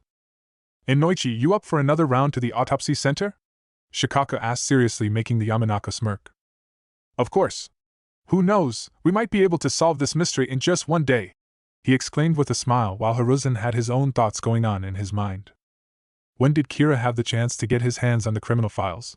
Either they're always locked under high-level security seals, or are out when I'm working. He also used Akio-san and the guards down there, so it has to be under the broad daylight considering Akio-san leaves during the evening. Kira, when did you exactly get the chance? Konoha, Naruto's apartment. Say Ryuk, earlier you said that when I lose the ownership of the Death Note, I lose all the memories regarding its existence and you. What's the deal with that? Naruto asked while lying on the bed, his hands behind his head as he gazed at the ceiling. Well, about that, it's as simple as I said. If you lose or transfer its ownership, and lose your memories, Ryuk answered, currently floating in mid-air as he too stared at the ceiling. Transfer? This caught the blonde's attention. Yeah, suppose if you don't want the Death Note. You can transfer it to me or someone else. To transfer it, you touch the Death Note to the one who you want to be its next owner, then say something like I quit or I forfeit or transfer or anything that makes sense, and you get rid of the note. Also, if someone ever touches the Death Note, or even a piece of its page, then they will be able to see me, aside from the owner, of course. A bored expression on his face as he turned towards Naruto. Why do you ask? Nothing, just curious. If I'm using Death Note, I should know as much as I can about it, you know, he murmured before turning his gaze towards the floating Shinigami. Those rules, you said the Spirit King gave the new Death Note to you. So did he write those new rules? He asked in curiosity, a calm expression on his face. Hi, old Pops wrote those rules.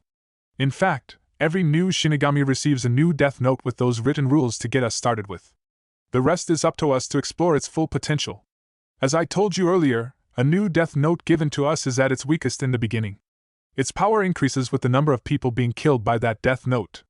And the strongest Death Note is in the possession of the Spirit King himself. He explained before Naruto uttered. Increase in its power, huh? Death Note is already godly as it is, what more do you have to improve about it? The only thing improving that I can think of is its range, right? Well, actually, I didn't get the time to think about this. Old Pop said that we have to observe the differences ourselves. But what you say is most likely right. Still, you never know about the Death Note. It has so much potential in the living world that even the most experienced Shinigami aren't able to use it to its full effect. Ryuk verbalized with a thoughtful expression on his face while Naruto was currently staring out through the window, gazing into the orange-blue sky due to the sunset. Today's Friday, and the Academy graduation exams will take place on Monday. I may have to use Death Note this time, he pondered with a serious expression. Several hours later, Nara Clan District, Shikamaru's home. So, how was your day, Shika? Shikaka asked with the shogi board in front of him, while his son was sitting on the opposite side of the small table. Troublesome. Shikamaru sighed as they played shogi in his room. Currently he was thinking on his next move while Shikaka yawned, his mind still on the case they had started investigating today. Now what would Naruto do in this case? The young Nara muttered involuntarily while Shikaka's eyebrows lifted in surprise. Naruto? He asked when Shikamaru cursed under his breath. Does Naruto play shogi with you? Shikaka asked in curiosity while Shikamaru was sweating a bit now.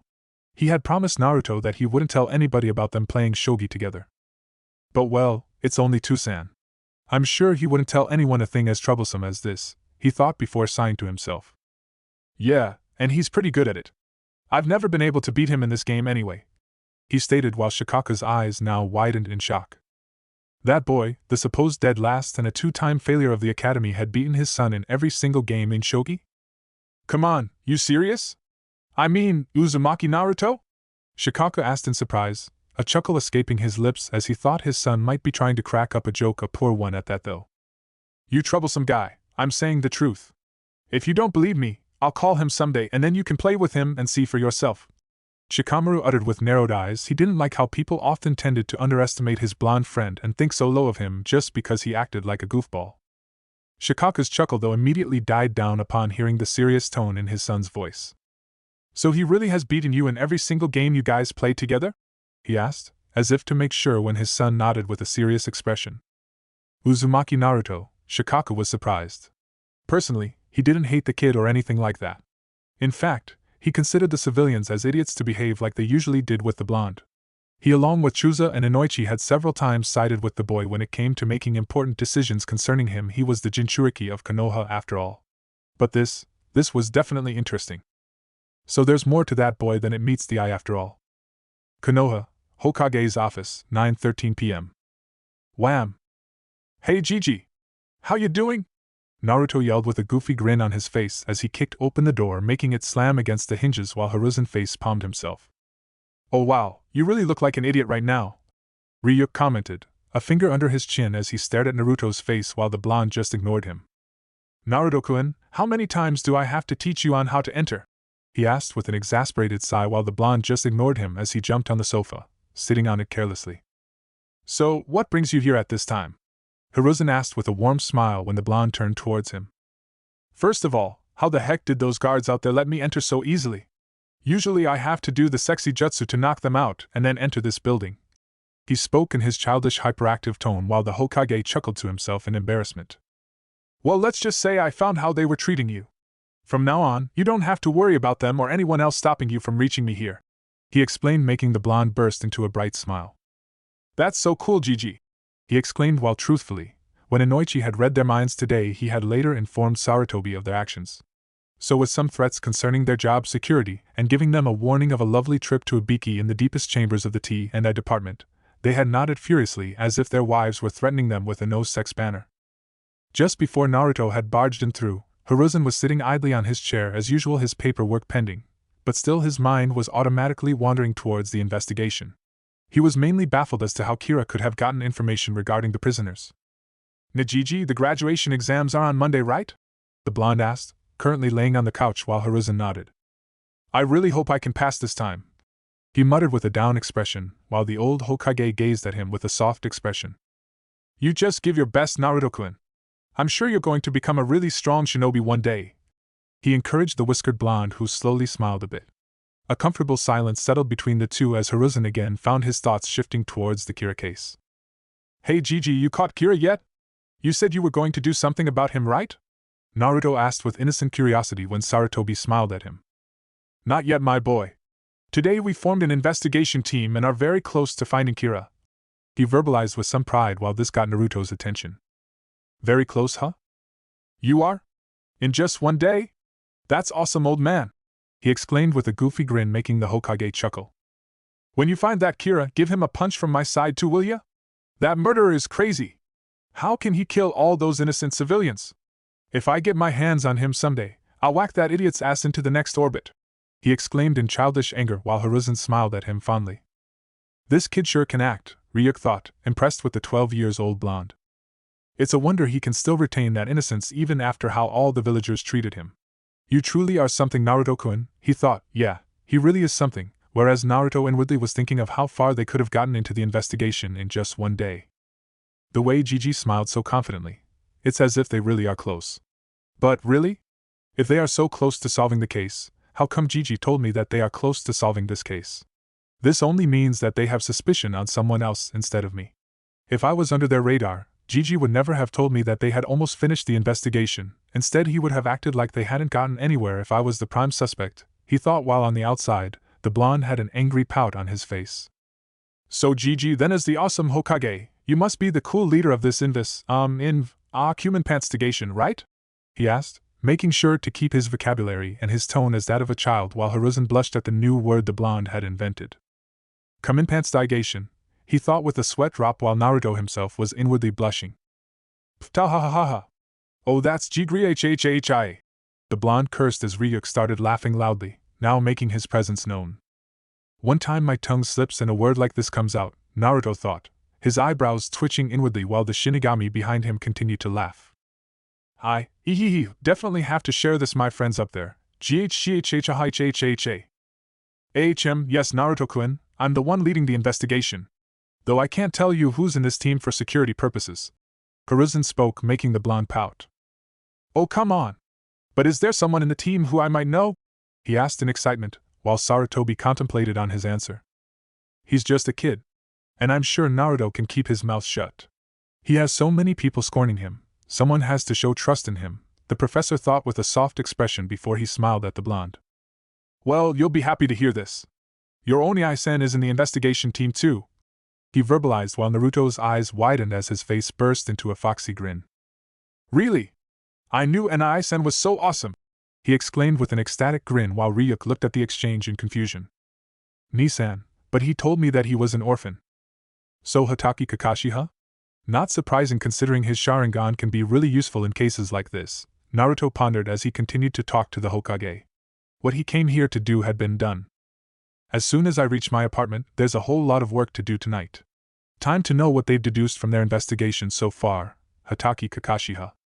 Next day, Saturday morning, 7:03 a.m., Torture and Interrogation Department, Ibiki's office. Alright, so we will meet at this time daily. Hiruzen spoke as now the group of 5 working in the Kira investigation case were currently gathered in Ibiki's office. The rest of them nodded when Shikaka glanced at Inoichi. You look tired. Didn't sleep yesterday? He asked with a raised eyebrow when Inoichi yawned. I don't know. Maybe it's because of my anxiety concerning this case that I couldn't sleep properly, he answered with a chuckle making the Nara smirk. So you brought him like I asked you to this morning? He asked the Yamanaka who nodded. He should be here any moment, he answered while Kakashi, Ibiki and Hiruzen looked at them in confusion. Hokage-sama, from today onwards, whenever we meet every day, Inoichi will check our memories of the previous day for any possible blanks to make sure that none of us were controlled by Kira. Shikako uttered in a serious tone making them nod. That's a good idea. This will ensure that none of us are being controlled by Kira during the investigation, Ibiki stated in agreement. But who will check Inoichi's memories? Surely he can't check his own memories for blanks. I don't think that's possible for a Yamanaka, Kakashi said making Inoichi nod. That's true, that's why Shikaka had asked me this morning to bring someone from the Yamanaka clan who is also proficient in our mind-reading techniques. The blonde verbalized with a serious expression when they heard someone knocking at the door. Wait a minute! Inoichi yelled when he looked at Kakashi who nodded before he released the barrier around the office. Come in.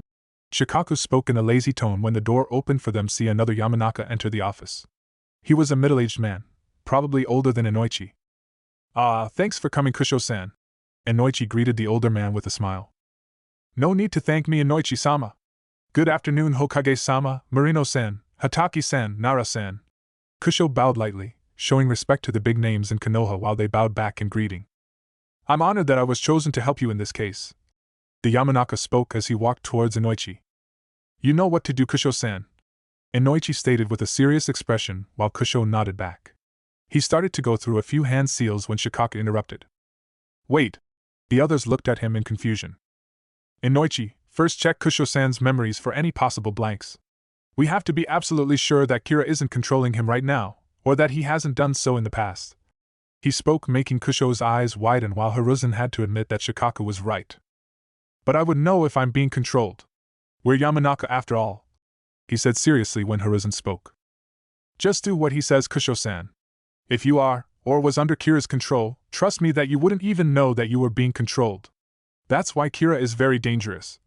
Kusho's eyes widened in surprise, still his expression seemed to be hesitant, while Inoichi went through a short set of hand seals before placing his hands on the older Yamanaka's head. A few seconds later, Inoichi suddenly released the technique, his eyes wide in shock. A B-blank, the previous night, around midnight. And it seems he was controlled for about 3 hours. Inoichi stammered making their eyes widen while Kusho took a startled step backwards. What do you mean? If I was being controlled I would have known. He spoke while Shikaka narrowed his eyes. He was shocked over this, but still, as a shinobi, remaining calm in these types of situations was expected of them. Now why would Kira control Kusho-san? What could he gain by this? Even though skilled and famous in the Yamanaka clan, Kusho-san isn't that any important, nor was anyone killed last night. What could Kira gain by this? Calm down, Kusho-san, we can't change what has happened. You should be happy that you're alive here even after coming in contact with Kira, the Nara said with a grim expression, while others stayed quiet. Alright, you can proceed, Kusho-san. Hiruzen spoke as the Yamanaka started to go through the same set of hand seals, a nervous expression on his face when he put his hands on his fellow Yamanaka's head. Almost 20 seconds had passed while Kusho's face had remained impassive the whole time, when his eyebrows suddenly scrunched up. And no way, he muttered, his eyes still closed when he released the technique abruptly, an expression of shock on his face. Oh no! Hiruzen murmured. He knew what had happened while Inoichi opened his eyes slowly. There's a blank in his memories too. In fact, the blank occurred yesterday, around midnight, same time as mine. And considering the length of the blank, I'd say Inoichi-sama was under control for about 3-4 hours too. Kusho stammered while Kakashi, Shikaku and Hiruzen had expressions of disbelief on their faces. Damn it! Ibiki yelled as he slammed his fist on the table, an angry expression on his face while the members of the Kissy group stood there stunned. That bastard! He got to us first! And now he probably knows everything that we investigated yesterday! The interrogation specialist exclaimed loudly. Why yesterday? Shikaku stuttered, a startled expression on his face making Kusho nod. Yes, as I said, around midnight, he confirmed while Inoichi too stood there speechless. But I was probably sleeping at that time, he tried to defend while Shikaku began to massage his temples. Stop, don't lose your cool, Inoichi. You already know that you wouldn't even know if you're being controlled by Kira. It now goes us to show how strong Kira's mind-controlling technique really is. He even controlled you without you being aware of it. Silence engulfed the group as they contemplated on what to do. Ibiki's right, Kira now probably knows of what we investigated yesterday. That's the only reason I can think of as to why he controlled Inoichi in the middle of night. Kira must have met him somewhere. Shikaku spoke with a grim expression, while Inoichi just couldn't believe this. He was sleeping, damn it.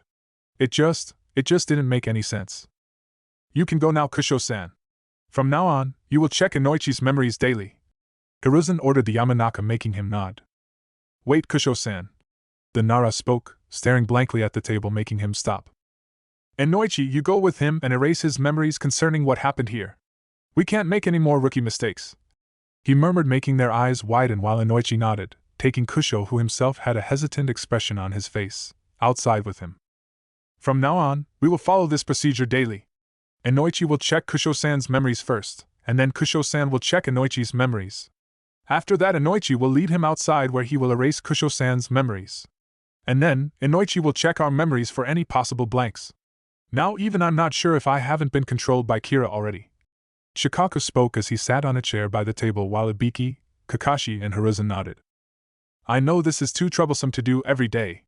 But when it comes to Kira, we can't be making any mistakes. Also, Hokage Wai-sama, make sure that you order some newly appointed Umbu to follow our movements all the time. So even if we are being controlled by Kira outside the investigation time, the Umbu can track our movements and report any suspicious activity. This way, we can possibly catch Kira if he ever again tries to control any one of us. Even though not sure, I'm almost certain that Kira used Inoichi the previous night to know of how far we've reached in our investigation.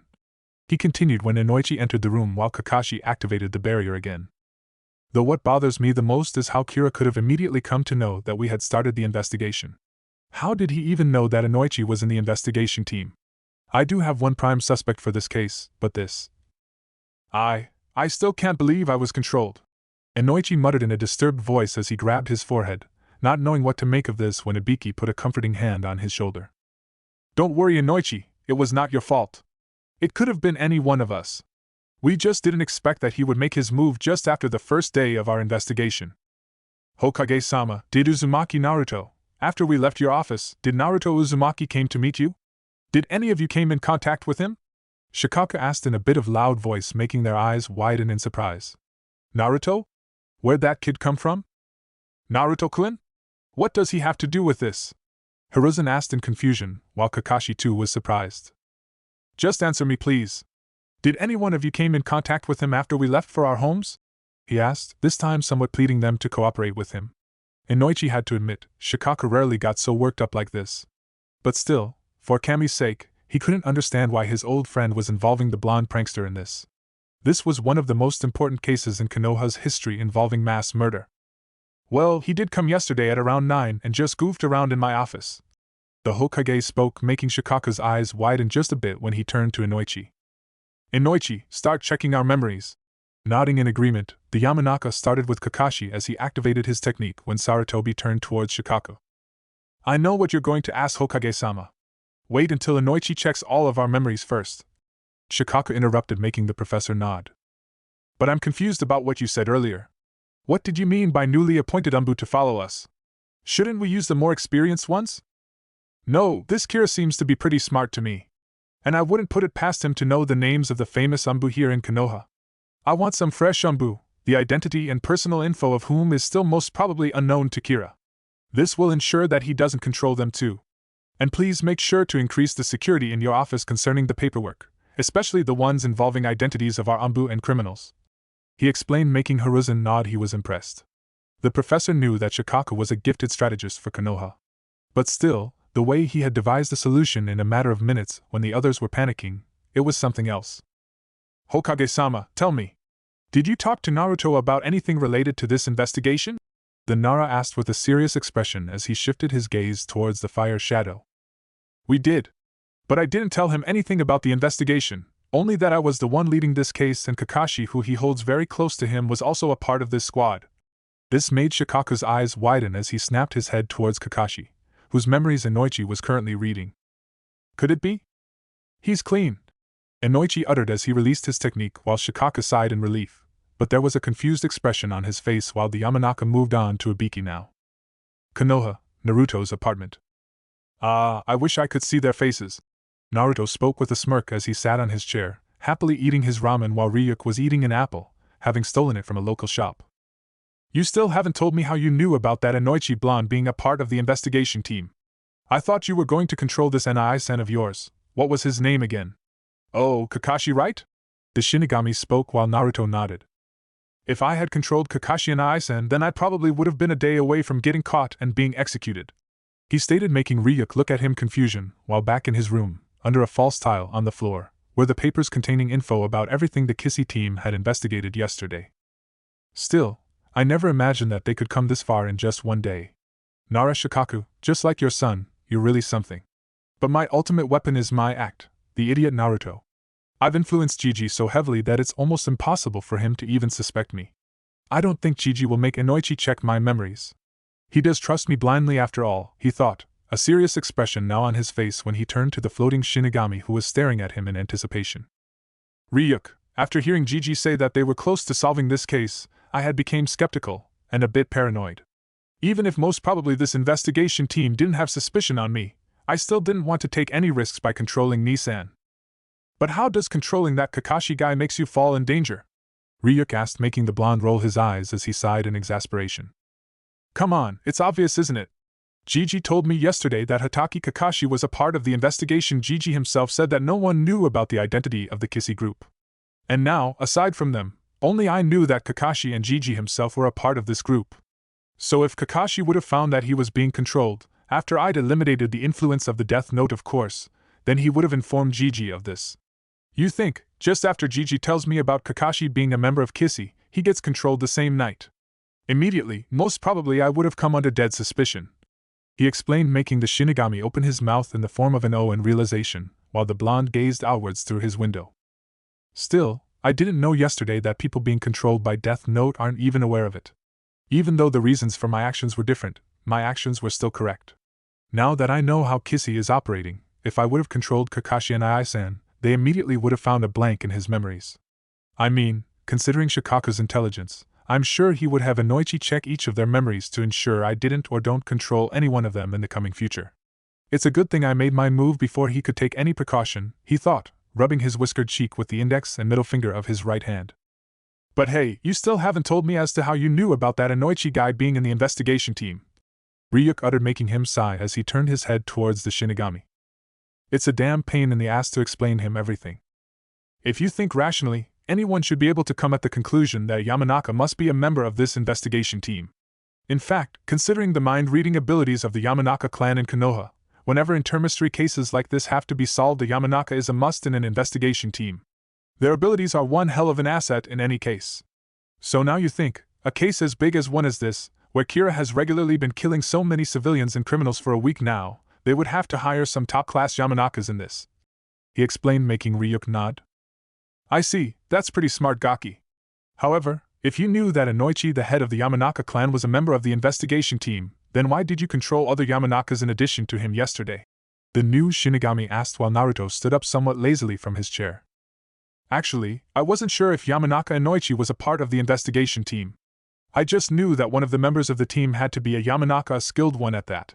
So that's why I wrote the names of popular Yamanakas like Inoichi, Kusho, Imari, Noha and some others in the Death Note, expecting for at least one of them to be a member of this kissy group. The whiskered blonde said, making the Shinigami nod while Naruto began to wash the dishes in the kitchen. But I'm curious as to what you wrote concerning the conditions of their deaths in the Death Note. As you earlier told me, if you state something in the Death Note which is impossible for a victim to do, then he automatically dies of heart attack. So yesterday, when you didn't know Inoichi was a part of this kissy group, what did you write regarding the conditions for their deaths? All I know is that you made these Yamanakas write about the investigation on some blank papers and bury them in the forests outside the village. I'm asking this because only Inoichi knew what had happened in the investigation so far, so the other Yamanakas whose name you wrote in the Death Note should have immediately died of heart attacks as they didn't know anything about the investigation. So did you kill them in the process? He asked while an amused smirk formed on Naruto's face as he continued to wash dishes, whereas Ryuk ate his apple, standing behind him. You would have known about this if you weren't too busy in stealing those apples. He mocked, making the Shinigami grunt as he finished the apple, now looking at him for some answers. Yes, I did write their death conditions as you just said. But they are all alive, none of them is dead. He uttered with a serious expression, now sitting on the slab while Ryuk's eyes widened in surprise. They're alive? But how? You just sighed. First listen to me. In the death conditions for each of those Yamanakas, I specified that they would write everything they knew about the Kira investigation case on some blank papers, seal them in storage scrolls and then bury it on a spot in the forests outside Konoha. That spot is a famous location, so that eliminated the possibility of them not knowing about the whereabouts of the location and then dying immediately by heart attacks. But now comes the main, but a pretty easy thing to solve. I just stated that if they knew about the Kira investigation case, then they would write the details on some blank pages, else they would simply write on a blank paper I don't know before sealing it into a storage scroll. So ultimately what happened exactly was that Yamanaka Inoichi wrote everything on some blank papers while everybody else wrote I don't know. And after that, they sealed these papers in separate storage scrolls, writing their names on it so that I would know whose is the member of the kissy group and then finally burying it. He explained, taking a deep breath in the end while Ryuk had his eyes widened in surprise. It sounds pretty easy the way you say it. Wonder why it didn't come to my mind. The Shinigami spoke, scratching the underside of his chin thoughtfully while Naruto chuckled. Your mind may get sharper if you eat ramen instead of apples, you know. The blonde muttered, making Ryuk humph in response. Also, another advantage of this was that I got some free storage scrolls. I was getting low on them and the shopkeepers wouldn't sell it to me. As they say, 2 birds with 1 stone. He murmured to himself quietly, a proud smirk on his face. But what you did seems pretty risky to me, Ryuk said, making Naruto shrug. Fearlessness, Ryuk, it was all calculated. But still, you're right, I guess. I also could have them write their memories of past 24 hours. This way too, I would have known who is the member of Kissy and the details of their investigation. But then I would have had to read all of their memories and find the specific parts regarding the investigation. I'm too lazy for that. The blonde verbalized with a sigh while Ryuk's eyes widened. Hey, that's an even better idea. You should have done that, the Shinigami exclaimed, making Naruto give him the "Are you deaf?" look. Like I said, too lazy to go through their fucked up stories of their past 24 hours. I don't like reading, you know, he uttered, making Ryuk's sweat drop at the stupid answer. You are a very strange human, Naruto, you know that? Heh, thanks for the compliment. Today's Saturday and graduation exams are on Monday, only 2 days to go. To form a plan to pass the graduation exams, first I need to know the major secret here, about why people in general hate me? It has to be tonight, though I know it would be one hell of a shocker. And then there's this taijutsu practice session today too. But the main his thoughts were interrupted when suddenly his door was knocked hard, very hard, making the blonde curse under his breath. Take this up your ass, you demon! Came a shout from outside the door when the newspaper slid in through the bottom of his door. I swear someday I'm gonna kill this bastard by my own hands, he thought with a frown, now picking up the newspaper. Taking it to his room, he took out several blank pages from a drawer while Ryuk followed him to his room. You're gonna kill some more people? Ryuk asked, making him in agreement. Where's the death note? You took out pages from it, the Shinigami asked, making the blonde nod as he began searching through the newspaper. After coming to know what Kissy had investigated so far last night, I hid the death note and took out some of its pages, he muttered. It should not take them, no, Shikaku, much long to declare me as a prime suspect for this case. Still, as long as I hide the death note, they shouldn't be able to gather any proof against me. But knowing them, they might find a way. Inoichi can read my memories too. I have to be prepared for any possibility. This is the world of shinobi, after all, anything is possible, he thought, writing the names of local criminals found in the newspaper when his eyes fell on a specific photograph. This guy, he thought with gritted teeth, gazing at a smiling shinobi's face. By his gear, he looked to be a jounin though. The blonde now remembered this person. He had once seen this jounin helping the civilians catch him. The motherfucker had thrown a fireball at me back then, he thought bitterly, now noticing that he had been recently promoted to jounin and was bragging in front of the Leaf media about his promotion, bragging how his son was so happy to see his dad become a jounin. A dark smirk formed on the blonde's face as he began to chuckle, making Ryuk look at him in confusion. Huh? What's so funny? He asked when Naruto's eyes grew cold, but still he continued to chuckle, albeit a hollow one. Nothing, just nothing, he muttered, now holding his right over his face as he continued to chuckle, his cold frosty eyes now shining with cruel vengeance through his bangs. It's just that, I'm enjoying my life for once. Say goodbye to your bastard daddy, kid, he whispered with a dark expression on his face before writing the jounin's name on the note. I'll just kill these guys with heart attacks so that Shikaku does not suspect that there are other ways I can kill people aside from heart attacks. Let him know of my vengeance and justice. If he thinks I'm Kira, then I wouldn't try to run. I dare you, Shikaku, prove it, he thought as the blonde turned his eyes towards the window, gazing outside. Prove that I'm Kira, he whispered with determination in his eyes while Ryuk continued to stare at him, perplexed at the blonde's sudden change in behavior. With Kissy, T&I Department, 7:43 a.m. All right, I have a prime suspect for this case. Shikaku spoke, making Ibiki, Kakashi, Inoichi, and Hiruzen gaze at him with wide eyes. You have a prime suspect in just one day? Kakashi asked in disbelief, making the Nara nod. Who is it? Ibiki asked with a serious expression, a mysterious glint in his eyes. Oh, he was ready to do his interrogation on this Kira bastard. It's Uzumaki Naruto.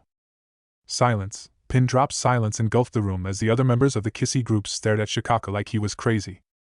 And Naruto, that goofy prankster? Inoichi asked with a hesitant smile, thinking it was some sort of a joke, while Shikaku's expression remained serious. Yes, the prank master, the Jinchuriki of Konoha, that Uzumaki Naruto, he answered while Kakashi and Hiruzen just stood there stunned. They were practically speechless. How can you say this, Shikaku? On what basis? The Hokage asked, his eyes getting narrowed as he glared at the Nara. I have reasons to validate this, Hokage-sama. Earlier you yourself said that Naruto had met you yesterday at around 9. And just a few hours after that Inoichi and Kusho-san were controlled. He paused a bit while Kakashi too had his lone eye narrowed. The little blonde was like his little brother, and he'd be damned if anyone blamed him like this. Listen, Shikaku, if you're doing this just because you hate him for being a Jinchuriki, then dash. That's not the case, Kakashi. The Nara fired back sharply, surprising others by the loudness of his voice while Hiruzen stood there in silence, a grim expression on his face. Listen, think yourself. I checked the personal records of all the innocent civilians last night, and all of them had their hands in beating him or trying to kill him. Even that nurse Mitsuru was charged heavily for having trying to kill him once almost 2 years ago. And that Akaboshi guy, when yesterday I and Inoichi went back to the autopsy center to check his memories, we found that on the night before his death he was beating Naruto in an alley with 2 of his friends. And those 2 other guys are dead too, they were killed 2 days after Akaboshi was killed, he exclaimed while Hiruzen's expression remained unchanged, whereas Ibiki and Inoichi's eyes were widened in shock. And Hokage Wai-sama, when I asked you just a few minutes ago if Naruto had visited you a week ago, you agreed with me, right? You left him in your office for almost an hour with those files concerning the criminals in the prison out there in the open. And around that time slot, according to Inoichi, those guards and your secretary were under Kira's control. Do you think this is all just a coincidence? Shikaku exclaimed with a grim expression, taking deep breaths to calm himself while Kakashi was clenching his fists in anger. Back then, when I came back from meeting the elders, I did notice that those files had been touched. But what you don't know is that Naruto-kun had just painted the faces of those criminals. It was one of his usual pranks. I came back to find him sleeping. He was probably sleeping for most part of the hour. And it's definitely possible that Kira struck when Naruto-kun was sleeping. The boy's a heavy sleeper after all. But what you're saying is absolutely ridiculous, Shikaku. Hiruzen spoke quietly with some anger seeping into his tone at the end while the Nara just sighed, massaging his temples. Listen, Hokage Wai-sama. I'm not saying that Naruto is Kira. I'm saying that he's the prime suspect for this case according to me. He muttered when Kakashi snapped. You're getting crazy, Shikaku. Think yourself, we're talking about Naruto here. The blonde who has never lifted a finger against the civilians even when they had beaten him so many times. The blonde who has failed his academy graduation exams twice. The blonde who always keeps smiling, eats ramen and keeps on training. That little goofball, just how can you even picture a bright child like him killing all those criminals and civilians? Kira is supposed to be some really strong shinobi with a godly technique in his hands, not a child who can't even form a clone. Even if we somehow believe your ridiculous theory about him being Kira, then explain how could he have killed all those people? Even if you say that Kyuubi is gaining control over him, no Bijou is capable of killing anyone like this. Calm down, Kakashi, this is unlike you. Inoichi spoke quietly, placing a comforting hand on the copy ninja's shoulder who closed his eyes, clenching his fists while Shikaku gazed at the table, a grim expression on his face. Shikamaru, my son told me that Naruto has beaten him in every single game of shogi they have played so far. My son has an IQ of over 200. Naruto is not what he really seems to be. I suspect that he's hiding the real him from us. He muttered. That's enough, Shikaku. Hiruzen spiked his chakra in anger. You can't compare a game of shogi to a case as severe as this. We are talking about murders on the scale of hundreds now, not some board game between two academy students. Even if Naruto-kun is far more intelligent than he shows himself to be, you can't blame him considering the life he has lived. Deception is a shinobi's biggest weapon. And if he really is hiding the real him, his real capabilities from us, from the village, then it's better for him. I'm sure he plans on revealing his true strength on a bigger occasion. Who knows, maybe he's waiting for the graduation exams this Monday. All of what you have stated so far, even the civilians who have beat him being killed, it can be Kira sympathizing with the boy. He stated when Ibiki looked at him in curiosity. Do you mean to say that Kira's pitying the life the boy has lived so far and is killing those people who have wronged him? He asked, making the Sandaime nod. It's the most probable case.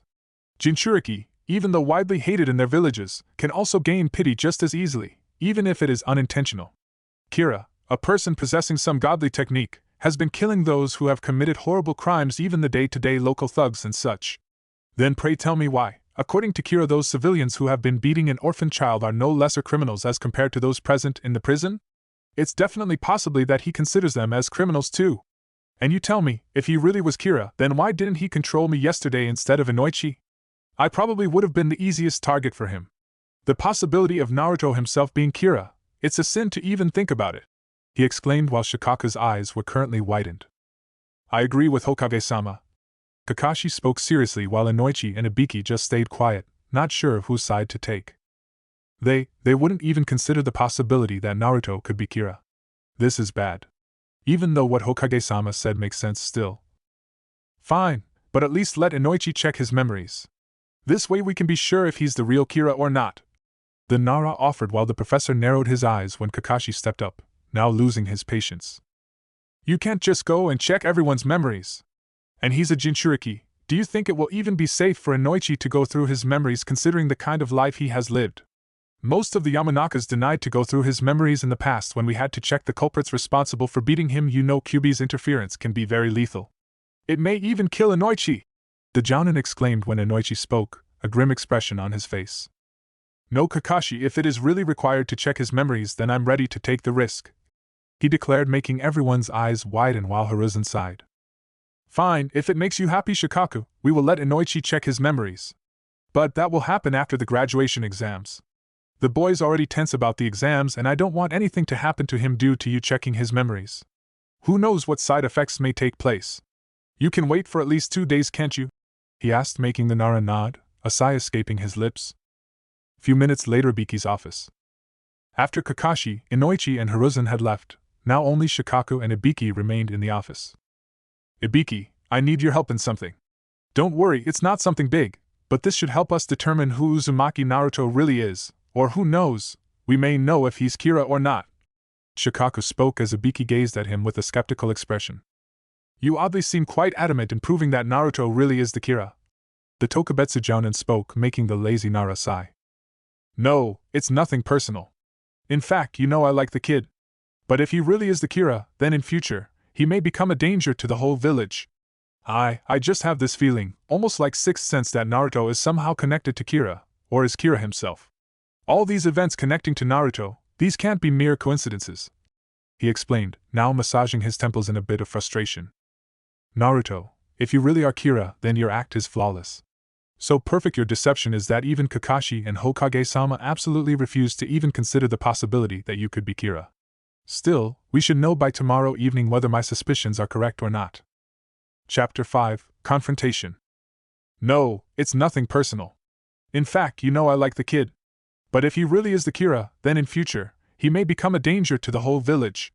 I just have this feeling, almost like sixth sense, that Naruto is somehow connected to Kira, or is Kira himself. All these events connecting to Naruto, these can't be mere coincidences. He explained, now massaging his temples in a bit of frustration. Naruto, if you really are Kira, then your act is flawless. So perfect your deception is, that even Kakashi and Hokage-sama absolutely refuse to even consider the possibility that you could be Kira. Still, we should know by tomorrow evening whether my suspicions are correct or not. Konoha, forests behind the Hokage's monument. Where are we going? Ryuk asked as Naruto walked at a leisure pace through the forests, humming a tune with the Shinigami floating behind him. The pages I took from the Death Note have all been used up, I have to pile up on my stock. The blonde spoke in a low tone, being on full alert as he made sure that no one was following him. Even the most elite of Umbu couldn't escape his enhanced senses. You've hid the Death Note in a forest? The Shinigami asked, not knowing whether to be stunned at the blonde's guts or to laugh at his stupidity. Yeah, I have. Forests are far safer than my own apartment, or any other place in Konoha, he muttered before suddenly jumping onto a branch of a tree. Hey!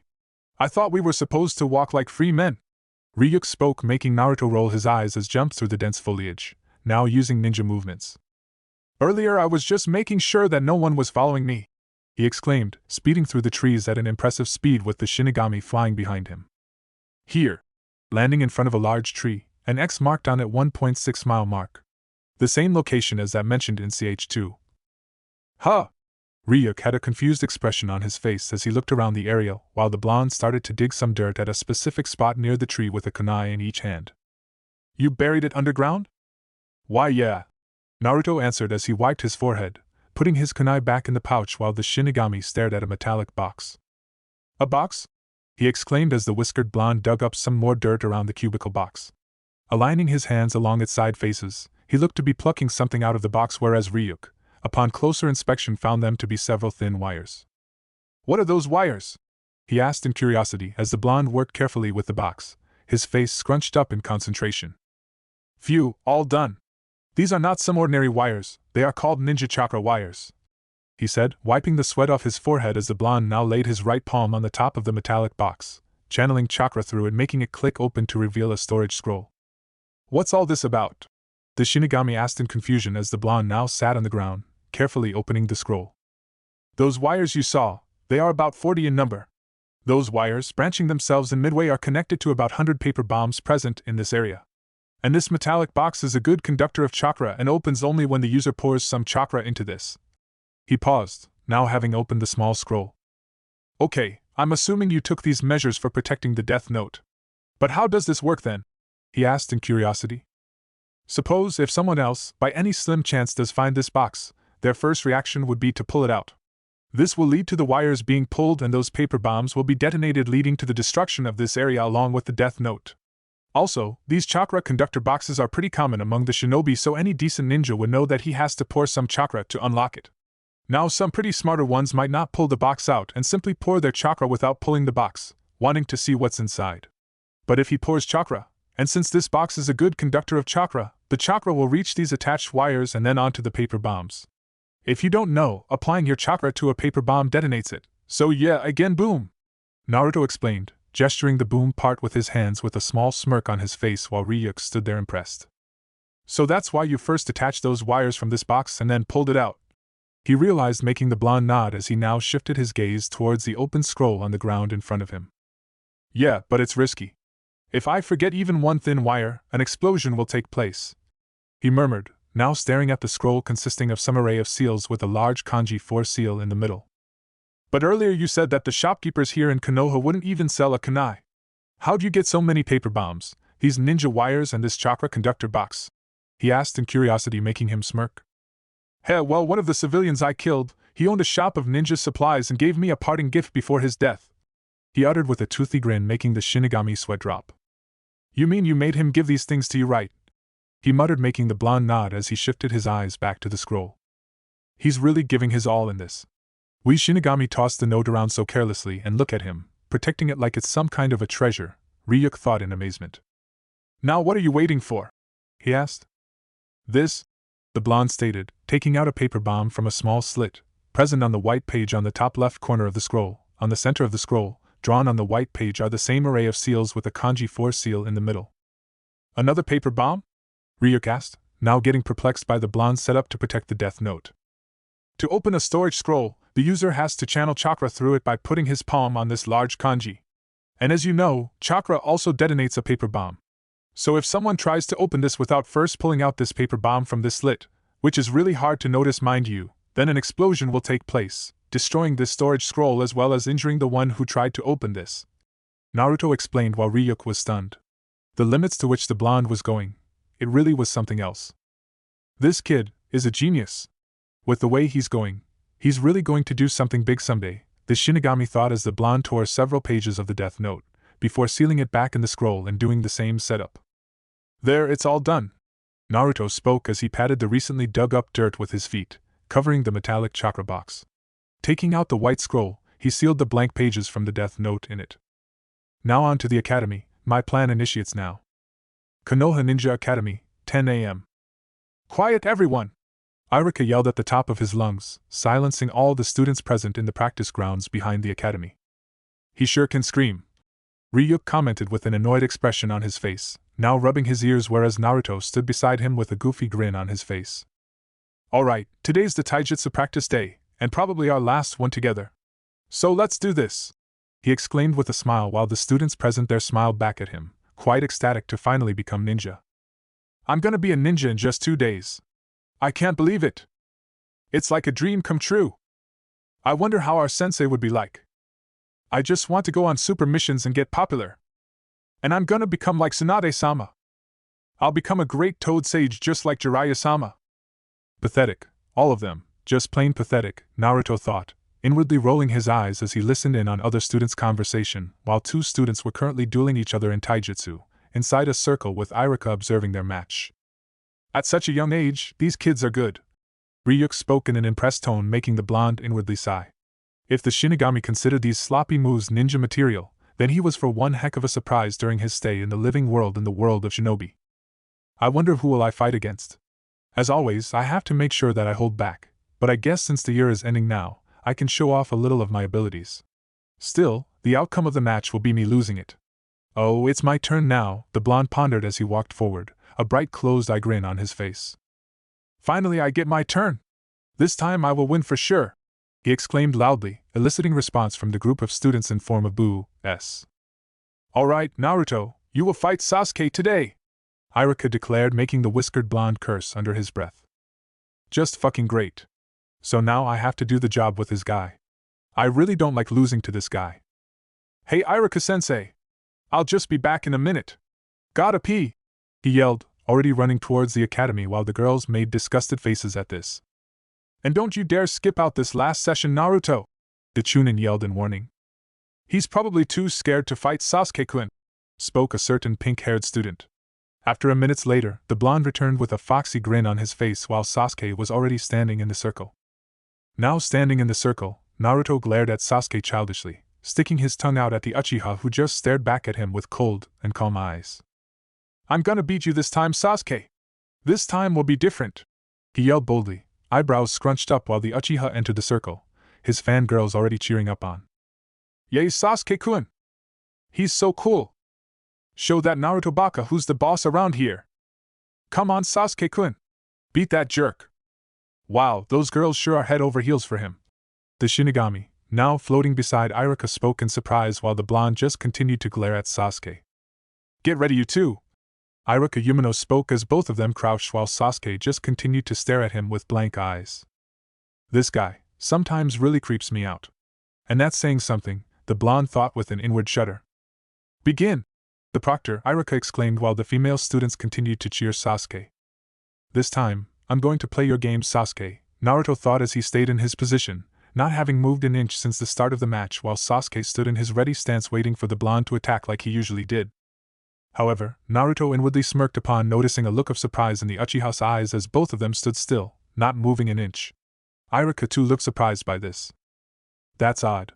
Usually Naruto barges from the get-go, using straightforward attacks, but now he's just standing there, as if waiting for Sasuke to make his move, the Chunin thought while the students too were surprised by this, especially Shikamaru.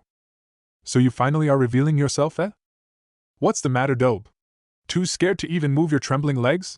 The Uchiha, quite surprisingly, taunted the blonde with a smirk leading to increase in the decibel level of his fangirl club.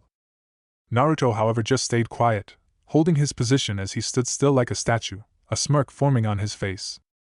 What's so funny? Sasuke asked with a frown, his eyes narrowing while the blonde again kept quiet. I know you hate being ignored, team. So come on. Naruto thought as he did the come on motion with his right hand, angering the Uchiha as the frown on his face grew deeper while Iruka himself was stunned by Naruto's response. What's happening here? Iruka thought in astonishment when Sasuke suddenly dashed towards Naruto, rearing his fist midway while the blonde just stood there, a serious expression on his face. Dodging the fast punch quite easily, surprising Sasuke as well as Iruka. Gah! Sasuke exclaimed in pain as Naruto slammed his knee into the Uchiha's gut at a blurry pace, making him stumble back while blonde didn't move from his position. What the? Iruka thought in shock, his eyes wide while the students were silenced by this. Sasuke was holding his gut as he glared at Naruto, gritting his teeth. Clearly he was shocked too, but the pain was surprisingly unbearable too. That's enough demonstration for sensei, the blonde thought as he loosened himself up now, something which Iruka didn't fail to notice. Why you? Sasuke growled as he spat some saliva before again charging in. Wham! Arg! This time, however, the punch connected onto Naruto's cheek as the blonde fell off his feet, sliding on the dusty ground to a halt. Sasuke, however, was quick to jump on him, his elbow now putting pressure on the blonde's neck while the Uchiha's other fist was ready for another punch. You lose, Dobe! Sasuke growled as he further put pressure on the blonde's neck. Naruto's eyes were currently closed in pain, gritting his teeth as he grabbed the Uchiha's wrist in efforts to pull his elbow off his neck. I forfeit, he stammered, struggling under Sasuke's grip for some desperate oxygen. Oh! Ryuk reacted in surprise to the blonde's decision, while the female students erupted into their cheering mode again. That's enough, Sasuke! Naruto has forfeited the match, get off him! Iruka ordered in a stern voice when Sasuke stood up, a smirk on his face as he gazed at the blonde's panting form. Once a loser, always a loser! He spoke before walking away towards the group, his fangirls praising him for his awesomeness while Iruka rushed to Naruto's help. Naruto, you alright? He asked as the said blonde slowly stood up, holding his neck. Why yeah, he uttered in a hoarse voice, coughing a bit while Iruka gazed at him in concern. The way he dodged Sasuke's punch, and then kneeing him in the gut, he was so fast. And then, suddenly the next moment, he gets hit by Sasuke's punch as if he couldn't react to it at all even though there was not much difference in speed from Sasuke's previous attack. Did he lose on purpose? Iruka pondered, staring at the blonde as he turned to walk towards other students. Naruto inwardly smirked as he continued to walk, staring at Iruka from the corner of his eyes while the Chunin stared back at him. I've done what I came here to do, he thought while Iruka stared at him in confusion. Ha! Team just got lucky. Yeah, he always gets lucky. Kiba spoke, rolling his eyes at the blonde's stupidity. He's staring at me, those serious eyes, I've never seen such a look in those eyes before. Just what is he trying to do? But it looks like he's deliberately holding himself back. I have to tell Hokage-sama, the Chunin thought anxiously as the whiskered blonde now sat under a tree, behind the group of students. Things should go according to plan, he thought, gazing at Iruka as the Chunin called other students for taijutsu spar. Time skip, Konoha, midnight, forests behind the Hokage's monument. Currently we find Naruto jumping through the dense foliage, wearing a black hooded jacket. The blonde glanced at his wrist watch as he continued to dash through the forests. Just about time, he mused as after a minute, he reached a clearing by a river, connecting which was a beautiful waterfall. It was a sight to behold as the moonlight shone over the water like pearls. Landing beside the river, the blonde sat on a large rock as he waited for someone. Okay, calm down, tonight I'm going to find the bane of my existence. I hope I can take this well, he thought, a bit nervous as he closed his eyes, now breathing deeply to calm his nerves. Thup! Hearing someone land behind him, he turned around to find a hooded figure standing. This is it, Naruto thought as he slowly stood up, jumping from the large boulder to land in front of the hooded figure. Okay, the demonic secret, he said when the person started to speak in a monotone voice. 13 years ago, when Kyuubi attacked Konoha, the Yondaime couldn't kill it. Instead, he sealed that beast into a newly born child. That child is you, Uzumaki Naruto. That's the reason everyone hates you. Naruto's eyes widened as he stood there shocked. He should have known. So that's why the villagers always called him Demon. Why Yondaime? The blonde muttered, his pupils trembling in shock while Naruto couldn't believe his ears. Now he knew why all those people repeatedly spoke about him killing their relatives and families whenever they beat him. They think I'm the Kyuubi, he thought, now the shock giving way to anger as Naruto gritted his teeth, clenching his fists in anger. You are a demon, you were the one that killed everyone 13 years ago. You killed your own parents. Because of you, Konoha is suffering even today. You will always be dash. BHSHT. Shut up! Naruto yelled as he punched the hooded figure on the face in blind rage, lifting the person off his feet as he landed on the ground, his hood now displaced as his face revealed itself to be Mizuki. The now defined Jinchuriki was heavily panting as he struggled to control his anger. You are all bastards! Assholes! Motherfuckers! Piece of shits! You think Kyuubi being sealed in me makes me the beast himself? The blonde yelled with closed eyes, panting a bit while Mizuki stood up, blood dripping down his chin as he stared at Naruto with an emotionless expression on his face. You idiots live in the world of shinobi, in a ninja village, don't you know the difference between a storage scroll and the sealed kunai? All those years you've been beating me for this? Because of your own misunderstanding? Because of your foolishness? He screamed in a quivering voice, letting out his frustration. Even though the blonde knew that Mizuki couldn't hear him, he had to let this out. His eyes were currently clenched shut, his fists trembling as Naruto stumbled back a bit. I can't cry. I wouldn't. He repeated this like a mantra, but it was useless as a stream of pearly liquid escaped from the confines of his closed eyelids, now sliding down his whiskered cheek, while Mizuki stood there like a machine. And my whole life, just because of that fucking Yondaime. Who gave him the right to fuck up my life? Just because he was the Hokage doesn't mean he can destroy anyone's life he wants. He bit his lower lip, wiping his tears with his shaking fists as he sniffed to hold himself together while a choked sob escaped his lips. Venting your frustrations and anger on me, beating me, you are the worst scums. All of you are the worst motherfucking scums. He let out a scream, dropping to his knees as the emotions the blonde has been holding back came flooding up to the surface in his emotionally shocked state. Calm down. Calm down, Naruto. I can't give up. I have to control myself, he mentally stated to himself, now taking deep breaths as the blonde wiped his tears. Out of range! He suddenly exclaimed in a stern voice after taking a deep breath while Mizuki turned around as he jumped on the branch of a tree and then left the area.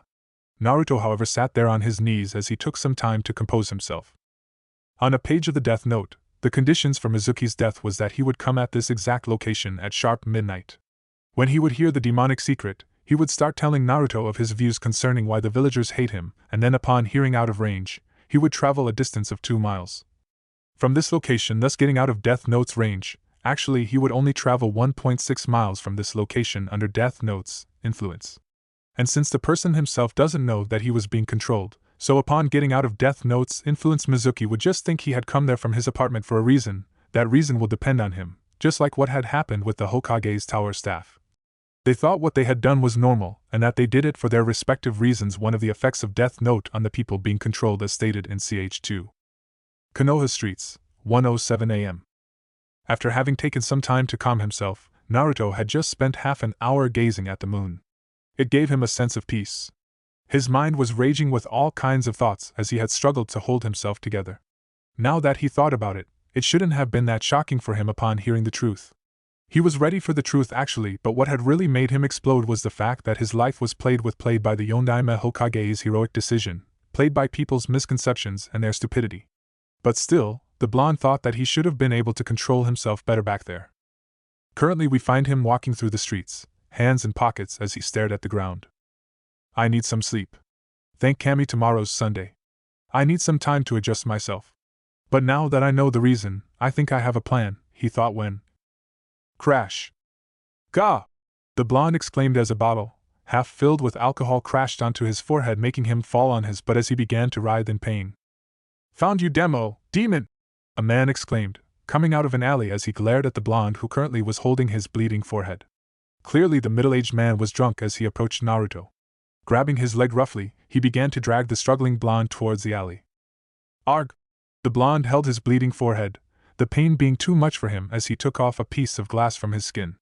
Now in the dark alley, the man released his leg as he stumbled to sit over his body before grabbing the blonde's neck, painfully trying to squeeze the life out of him. Garg! Choke sounds came from Naruto's lips while the man took out a kunai from the side of his gum boots to hold it above the blonde's forehead.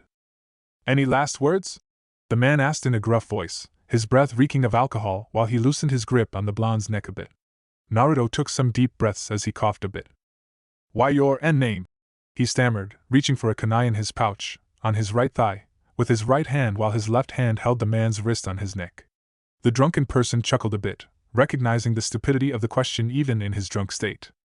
Hee, the one to finally get rid of the demon, Mado Ayakashi! He exclaimed loudly, a sinister grin on his face as he brought down the kunai. Grabbing the approaching weapon at blurry speeds, the kunai going through the flesh of his hand, making the blonde grit his teeth in pain, he grabbed the man's hand, holding the kunai tightly as the blonde finally took out a kunai from his pouch. Squelch! To stab the man in his thigh, some drops of blood falling on the blonde's face. Argh! Ayakashi screamed in pain while Naruto pushed the kunai deeper in the skin with his right hand. Using impressive strength, the blonde sat up to punch the guy on his face, making him fall back as he clutched his broken nose in pain. Hopping back using a back flip, Naruto stood up while drops of blood streamed down his face, with his forehead being completely red due to the red pigment. Squish! Grghh! The blonde growled in pain as he pulled out the kunai from his left hand. Taking out a paper from his pouch as well as a saban which he rolled on his forehead to get some blood on it, he began to write the man's name on it along with his death conditions. Hey, Kyuubi is standing in front of you, what's wrong? Naruto mocked with a smirk, holding the page in his hands as the man slowly stood up despite the pain. Clearly he had to be a ninja, albeit in civilian clothes. Taking out the kunai from his thigh with a grunt of pain, the person glared at Naruto in blind rage while the blonde glanced at his watch. Why you fucking demon? He exclaimed, now charging in blindly. Kunai reared to tear the demon in front of him, while Naruto opened his arms wide, a dark smirk on his face as drops of blood fell off his chin, his cold oceanic blue eyes holding nothing but fearlessness. Die! The man yelled loudly as he went for Naruto's face, right between his eyes, when suddenly the kunai stopped just inches away from the blonde's skin. What? What's wrong? Kill me! Come on, don't you want to kill the Kyuubi? I destroyed this village 13 years ago, right? I must have killed your family, right? So what are you waiting for? Naruto taunted, his voice getting louder as he stared at the emotionless expression on the man's face, who slowly retreated the kunai to turn its tip towards him. The smirk on the blonde's face widened as the tip of the kunai now faced Ayakashi's face. Squitch! Droplets of blood sprayed over Naruto's spiky hair and his face as he stood there, never blinking his eyes, while Ayakashi fell on the ground dead, his eyes still opened with the kunai stabbed deep into his forehead as blood flowed down his face. The smirk on Naruto's face slowly died down as he wiped the blood on his face with the Death Notes page, noticing that the deep cut on his forehead had already been healed. A serious expression now framed his face as he stared at the man, an emotionless look in his eyes. You are the ones who made me like this, the blonde whispered as he started to walk away. Now let's see if you can read this bastard's mind, Inoichi, cause there's none left. Konoha, Naruto's apartment, the following morning, Sunday, 10 a.m. After having killed some more criminals from the Sunday's newspaper, currently we find the blonde Jinchuriki lying on his bed as he stared at the ceiling blankly. Last night, after having received the shocker, Naruto couldn't sleep much. Also, he had to bandage the palm of his left hand, the palm through which the kunai had pierced a hole completely. And it was not a surprise that he woke up in the morning to find his hand completely healed. Now he knew that it must be because of the Kyuubi that he had such enhanced healing rates. And now, he was just gazing at the ceiling with half-lidded eyes, nothing going through his head right now. I just wish someone was there to love me. A thought suddenly invaded his mind as a tear rolled down his left cheek while he just kept on staring, not blinking his eyes. Knock. Knock. He blinked upon hearing his door being knocked. Sitting up, he jumped off the bed as the blonde walked towards the living room, wiping his cheeks in the process. Reaching his apartment door, he bent down to look through a small hole at the bottom of the door. Ninja sandals. So it's not a civilian, he thought before standing up, taking out a kunai from the sleeve of his black jacket before hiding the weapon behind his back. Opening the door slowly, he was surprised to see Shikamaru standing there, a lazy expression on the Nara's face as usual. Shikamaru? The blonde asked in surprise, his eyes a bit wide as the alarm systems in his mind went off. Why is Shikamaru here? He rarely comes to my apartment. Could it be that Shikaka sent him, he thought, whereas Shikamaru yawned. Well, I was getting bored as usual. The weather is clear today, so no clouds to watch. He spoke, making the blonde sweat drop before he burst into his foxy grin. So, what do you want to do? You didn't go to shogi? Naruto asked, making him shake his head. I was in the mood to play shogi actually. And as you know, shogi is no match for me in this. And you didn't sleep properly? You totally look like an insomniac today, he uttered, rubbing his back neck lazily while the blonde's eyes widened a bit. This means I have to go to his home. A possible confrontation with Shikaka then, huh? He pondered inwardly. Oh well, you see, I was just nervous about the exams and couldn't sleep, he verbalized with a sheepish grin when the Nara said. Let's just go. Tomorrow is our final exam, man, so troublesome.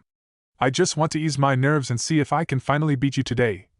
The grin on Naruto's face widened as he rubbed the back of his head. I see then. I don't have anything to do today. But a possible meeting with Shikaku, it should be interesting. I may be able to squeeze something out of him, he thought with an inward smirk. Sure. Just wait a sec here. Going inside, the blonde put on his ninja sandals before leaving his apartment. You're not going to lock the door? Shikamaru asked, making his expression drop a bit. No, it's no use. And there's nothing valuable in there. He spoke in a bit of sadness before bursting into a fake grin suddenly while Shikamaru stared at him with sadness in his eyes. Come on now, let's go, lazy ass. I can't wait to beat you again, he called over his shoulder, already on his way to the Nara's home, a grin on the blonde's face while Shikamaru chuckled to himself. Troublesome, he muttered under his breath, now following his blonde friend. Even if I hate most of this village, there are still some people very close to me, Naruto thought with a smile on his face, jumping through the rooftops as the wind ruffled his spiky blonde locks. Konoha, Nara clan estate, Shikamaru's home. You're losing again, Shikamaru. Naruto spoke with a chuckle, sitting opposite to that of the Nara with a shogi board between them on a small table. The lazy academy student, however, stayed quiet as he focused on the game, his eyebrows scrunched up in concentration. I'm home. Naruto's eyebrows lifted in what seemed to be surprise upon hearing that voice. That voice. So we finally meet, huh? He thought, a smirk on his face before it dissolved to form his usual goofy grin when the doors to their rooms slid open. Oh, Naruto? Shikaku exclaimed in surprise before he smiled at the blonde. Oh hey, Nara-san. He greeted while Shikamaru was too concentrated on the game to notice anything else. The elder Nara smiled at the hyper-blonde as he walked to sit in front of the board game, in between the two players. So, I presume Naruto's winning like usual, huh? He asked with a chuckle while the blonde's eyes widened in shock upon hearing that so Shikaka knew about him being good in shogi. Shit! How could I've overlooked this simple fact? What's wrong with me? Sleep deprivation is messing up with my thinking process, he thought, getting in mild panic, clenching his fists while Shikaka too, like Shikamaru, was analyzing the current state of the game.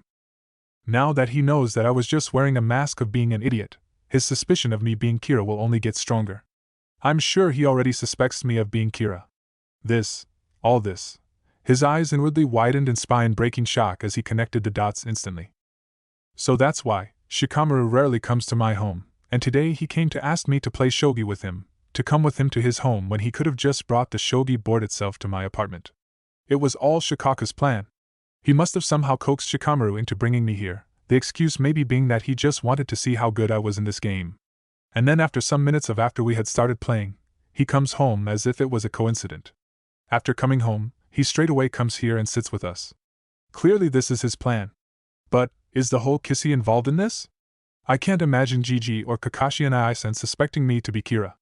No, it can't be possible. I've influenced them with my idiotic self way too heavily. Probably this is Shikaku himself trying to solve the matter, and judging by Shikamaru's body language and his usual attitude today, he himself doesn't know of this. To him, we have just come to enjoy ourselves. But let's see what's his plan. now that I'm aware it's his doing, no way is he going to extract anything from me, he pondered, his palms getting a bit sweaty as he silently took some deep breaths while Shikaka didn't fail to notice this. You alright, Naruto? He asked with a smile, ticking the blonde inwardly. Look at that smile, he's mocking me. Yeah, it's just that I didn't sleep well yesterday. You know, the graduation exams are tomorrow, he answered with a smile making him nod. I see, well I really hope both of you pass, he uttered with a smile making him nod. Damn it! I give up! Shikamaru suddenly exclaimed as he raised his hands in defeat, sighing as he scratched his head while Shikaku and Naruto stared at him. You could have said checkmate earlier on instead of making me think all this time, the young Nara muttered, making the blonde rub the back of his head. Hee, sorry about that. Naruto spoke somewhat apologetically when Shikaka said, Hey, now let me play me against him. I want to see how good Naruto is to beat my son in this game. The elder Nara verbalized with a smile, making Naruto clench the fabric of his ninja pants under the table. I see, he wants to see what I'm really capable of. And now I can't deliberately hold back considering Shikamaru is sitting here and he might comment on me playing unusually bad when I had just beaten him. This will only fuel Shikaka's suspicion. He's forcing me to play like usual. That's why he first had Shikamaru play with me, the blonde thought as now Shikaka sat in front of him, the pieces back to their original positions with Shikamaru observing the game. Beat my old man for me, Naruto. I've never even come close to making him sweat in this game. I'm rooting you on. Shikamaru spoke in his usual laid-back way, making Shikaka chuckle as he made the first move while Naruto just snickered to himself. About 15 minutes had passed with both the sides having made only a few moves while Shikamaru sat patiently beside them, not having uttered a single word. Naruto, however, was simply perplexed. What's he doing? These recent moves, all of these all rookie level. Even Chuji could play better than this. What is going in his mind? And why hasn't Shikamaru noticed this? Or is it that Shikaka himself has told him to stay quiet the whole time? Even Shikamaru has to know that his Tusan is playing like shit. And I myself can't hold back, or Shikaka will again get suspicious. On the outside, I'm just a hyperactive kid with an unusual talent in shogi. A kid like me would get ecstatic and try his wholesome best to beat a player like Shikaku. A kid like Goofy Naruto can't possibly hold back deliberately. Kids just aren't like that. If they are good in something, they will boast about it and try to show it off. If I hold back, Shikaku will know that I'm not an idiot. He will know that besides shogi, I was also holding back in other areas. I guess I have to change my image a bit. The fact that I had strategic mind could be put under me using the common ninja tactic of deception. But any more than that, then Gigi and Kakashi wouldn't have a hard time in suspecting me to be Kira. Right now, I have to craft a new image of being the same idiot as before, a goofy and a knucklehead ninja, but with a gifted talent in shogi. Yeah, that is the image I have to create. I can't let them know of my real intelligence. I have to show them that my intelligence only works in case of shogi and that for the rest, I'm the same idiot Naruto, he thought, inwardly a serious expression on his face while on the outside he seemed to be concentrating on the game. Check! He spoke with a grin whereas Shikamaru and Shikaku both just stayed quiet and kept staring at the game. Yeah, I bet Shikamaru's in this. The fact that even now he didn't react to me checking his dad in just a few moves proves this. But let's see, does Shikaka plan to lose this game so early on? But why would he do that, he thought, when Shikaka moved a piece, successfully protecting the king. Oh man! The blonde exclaimed with a pout, making the elder Nara chuckle, though he had his own set of thoughts going on in his head. Naruto, if you really are Kira, which now I'm 80% sure that you are, then your acting skills are amazing. I can't help but be amazed by your ability to remain calm even in a situation like this, he thought, clearly impressed by the blonde. Again check! The blonde exclaimed when after a few seconds as Shikaku again evaded the attack, making the Jinchuriki scrunch up his nose in irritation, while the Nara clan head kept staring at him with Shikamaru just sitting there quietly, gazing at the game. About half an hour had passed now and the whole time, Naruto had been on the attack constantly checking the elder Nara while Shikaku continued to protect the king effortlessly. But during the last 10 minutes, it looked like Shikaku was gradually lifting his game, but still, only defending his pieces and not attacking at all. Naruto, however, was getting irritated over this. They were just wasting time like this. And the fact that Shikaka kept muttering troublesome over even the most diced things was getting to his head now. He's toying with me, only defending himself and not attacking at all. Fine then. I'll just end this game, he thought, his sleep deprivation leading to him being easily frustrated and angry. Check! He muttered, not so enthusiastically this time, moving a piece while Shikaku again defended his king. Another 20 minutes flied over the duo as they kept playing. Shikamaru, however, had his eyes widened in surprise. For the past 20 minutes, Naruto's game had gradually been lifting, going past the limits of what he usually played against him. These moves, they are really advanced. He's never played like this before, he thought in shock as the blonde found himself immersed in the game, whereas Shikaka was inwardly smirking. Lifting his hand, Naruto approached a piece for another check. He knew he was just a few more moves away from checkmate ing him. Just a bit, and he will low dash. His hand though suddenly stopped, his eyes inwardly getting wide as the blonde slowly retracted his hand, feigning like he had changed his mind at the last second from moving a particular piece. Clutching his pants tightly, he lifted his gaze just a little bit, glancing at Shikaka through his bangs to see what seemed to amusement in his eyes, the feeling of accomplishing something. Shifting his gaze, he then noticed Shikamaru having a surprised look in his eyes. Damn it! So this was his plan. The bastard tricked me. That was the reason he started playing like a rookie from the start. He deliberately played bad in the beginning, urging me to finish the game. But as I gave him one check after another, gradually lifting my game to beat him, he too began to gradually lift his game, but so subtly that I wouldn't notice. He kept letting me check him continuously, making me get irritated so that I would at some point go past my limitations and try to beat him. And this, Shikamaru obviously didn't fail to notice. Judging by the surprised look on his son's face, Shikaka must have known that I was playing better than I usually do. Now he knows that I was holding even against Shikamaru.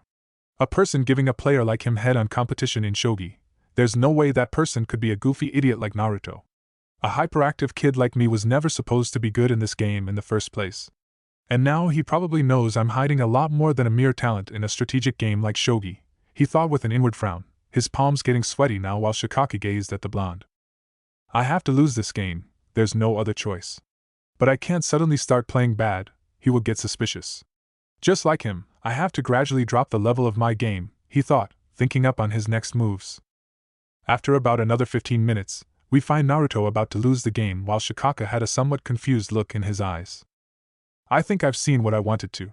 First you get past your limits, surprising even Shikamaru, and then, as if you had suddenly realized, your moves started to get careless. Right at that moment, when your hand had suddenly stopped when you were about to go for another check, you must have realized at that moment, huh? This proves it, you are hiding your true intelligence. Still, even though this doesn't connect to anything related to you being Kira, but now at least we know that you're not the idiot everyone thinks of you to be, this opens up the definite possibility that you could be Kira Naruto, Shikaka thought with a smirk, gazing at the blonde as he made another sloppy move. Check! Shikaka muttered, moving a piece while Naruto's eyes widened whereas Shikamaru just stayed quiet. This is not a simple check, it's a damn checkmate. Why doesn't he just say so and finish the game? Does he want to test me even further? But still, this does buy me some time to think over this. I'll just feign myself thinking of my next move when the game is already over, he pondered, his palm resting against his cheek as he pretended to be thinking while Shikaka again smirked. So now he's just buying time, huh? If he's able to beat Shikamaru, then he must know that it's a checkmate. The fact that he isn't saying something means he's probably buying himself some time, probably to calm his nerves. Getting tricked like this is ought to throw the temperament of even the Kage-level shinobi, and he's just an academy student. Well anyway, phase 1 of my plan is a success, he thought before speaking. I'll come back in a second, have to use the toilet. And Shikamaru, make sure Naruto doesn't cheat. He spoke jokingly with a chuckle, leaving the room making the young Nara roll his eyes while Naruto just clenched his fists in anger. This is something I didn't expect. You're good, Shikaka. This was a good move, the blonde thought as he just sat there. You were playing really well back there. For a time I thought you really were going to win, Naruto. Shikamaru muttered, making him sigh as he rubbed his forehead. Well yeah, I thought too. But your dad's really something. I don't think anyone in Konoha can beat him. He spoke with a pout, making the young Nara chuckle. Yeah, he's really troublesome. He muttered when the door slid open after a minute as Shikaka entered to sit back on his place. So, any move from you, Naruto? He asked, making the blonde shake his head silently as he continued to pretend like he was thinking over his next move. Smirking a bit, the elder Nara then turned towards Shikamaru. So Shika, your exams are tomorrow, right? You think you're gonna pass? He asked, making his son sigh. I don't care, the exams are just so troublesome. The young Nara muttered, making his dad nod. Yeah, I understand. He spoke while Naruto just acted like he wasn't listening to them. So, what do you think of this Kira? He asked Shikamaru, making the blonde grit his teeth, pursing his lips as he remained calm on the outside. Huh? Kira? Shikamaru asked, a bored expression on his face making Shikaku nod. He's a really troublesome one. I mean, killing all those criminals is okay with me, but the fact that those innocent civilians are dying just doesn't sit well with me, he uttered in a lazy tone. Yeah, innocent enough to beat an innocent orphan on daily basis, Naruto thought with some anger as he listened on to their conversation. Yeah, the civilians are now getting scared for their lives. Who knows who Kira is going to kill next? Shikaku spoke to himself with a sigh. What about you, Naruto? You shouldn't be too bothered by those civilians dying considering they scorned you for no reason at all, right? He asked with a smile while Shikamaru's eyes somewhat widened. This bastard. He's playing with me. He wants to get a reaction out of me. I have to remain calm, the blonde thought as he lifted his head, a surprised expression on his face. What? That's not the case. Kira is just a bastard. Even though some of those dead people hated me, I never hated anyone back. Yeah, I don't like them and would curse them in anger from time to time, but I would never wish death for them, he exclaimed with a frown making Shikamaru smirk at him, while Shikaku smiled innocently. That's the spirit, my boy, he chuckled. Spirit my ass. Just say that you weren't expecting that answer, Naruto thought with an inward humph.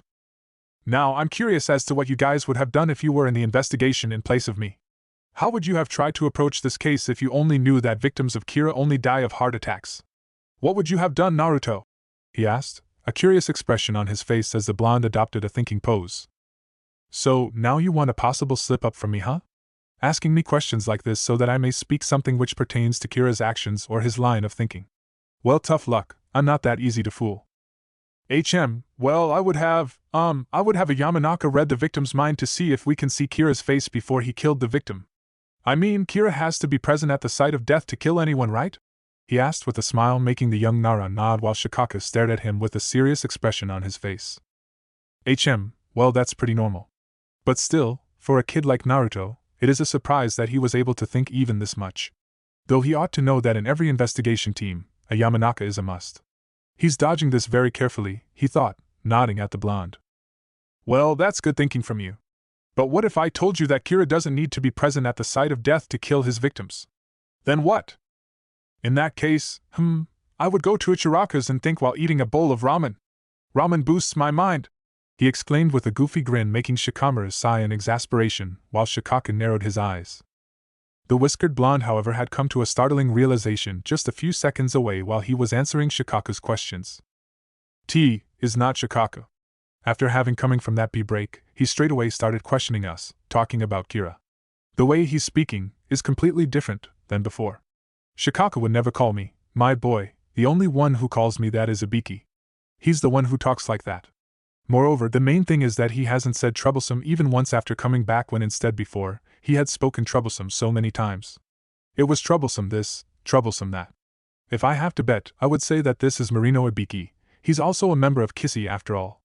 Well, your acting was good, but not flawless. And now it makes complete sense as to why Shikaku would switch places with him. After playing shogi with me and ending the game by checkmating me, he would excuse himself. And then after a minute or so, Ibiki would come here under a transformation technique, posing as Shikaku.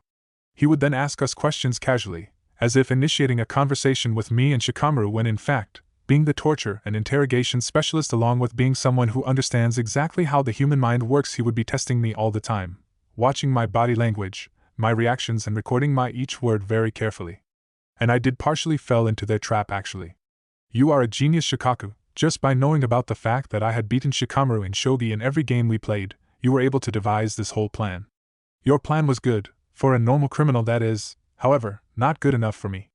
I've completely figured out your plan now though. Ibiki would just keep asking me indirect questions in front of Shikamaru. He will constantly try to mentally pressurize me, would try to squeeze something out of me which may prove that I'm Kira. Fine then, bring it on.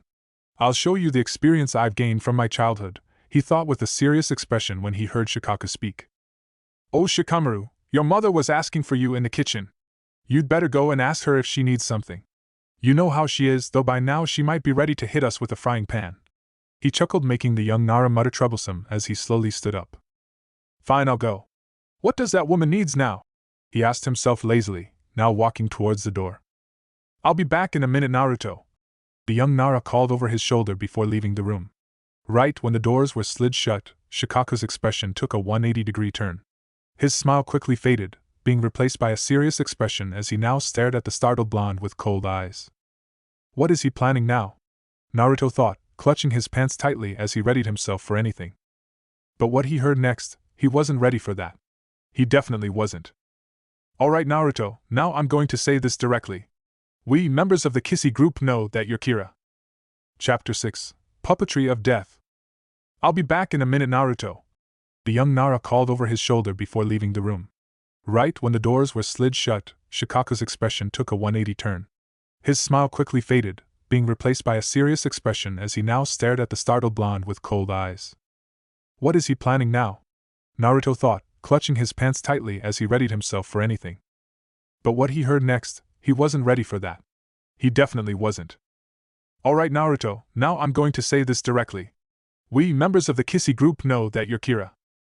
The blonde's pupil zoomed out in shock as he sat there, a chill running down his spine. His hands clutched his pant tightly as silence filled the room. What? He stuttered with an awkward smile as he stared at Shikaku. As I said, we know that you're Kira. The Nara again stated, making the whiskered blonde chuckle. This has to be a joke, right? I mean, come on. Me? Kira? He spoke in a tone of unbelief, scratching the back of his head with a confused expression on his face. Until he has behaved as if he really isn't Kira. If he would have been, the boy should have shown signs of nervousness and anxiety.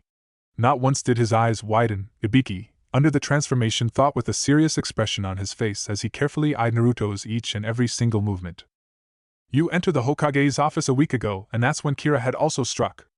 A guy named Akaboshi, who had beaten you in a day before his death, was also killed by Kira. In fact, all the civilians who have despised you or have used violence against you have been dying daily.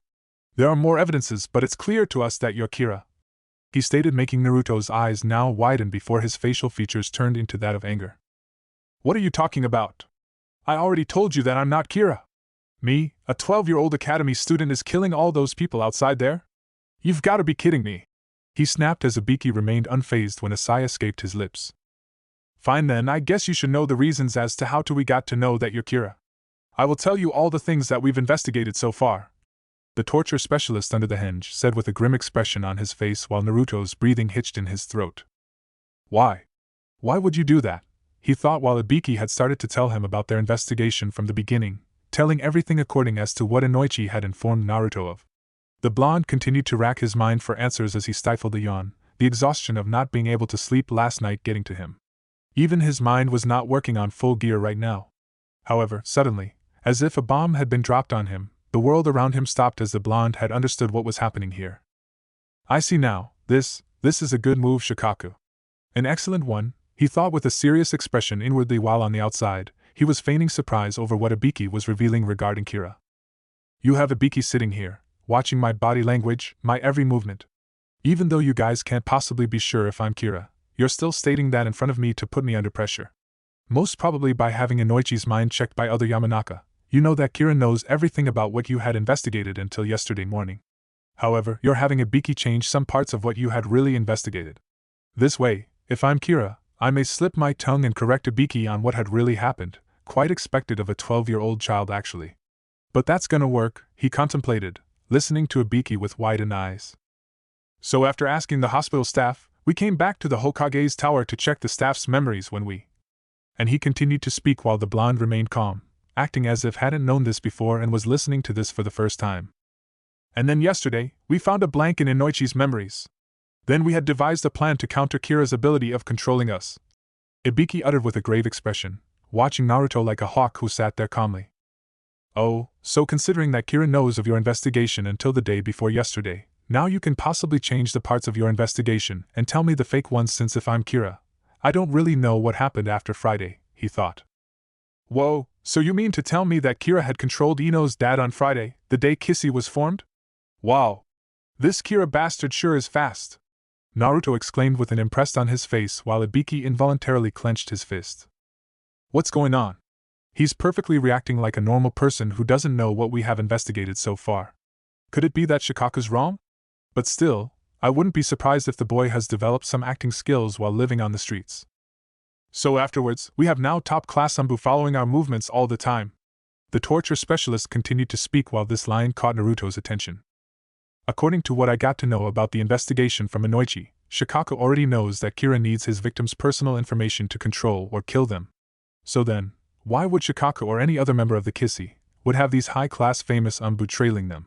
No. Shikako wouldn't take chances like this. This is most probably Ibiki lying to me. They want me to act on.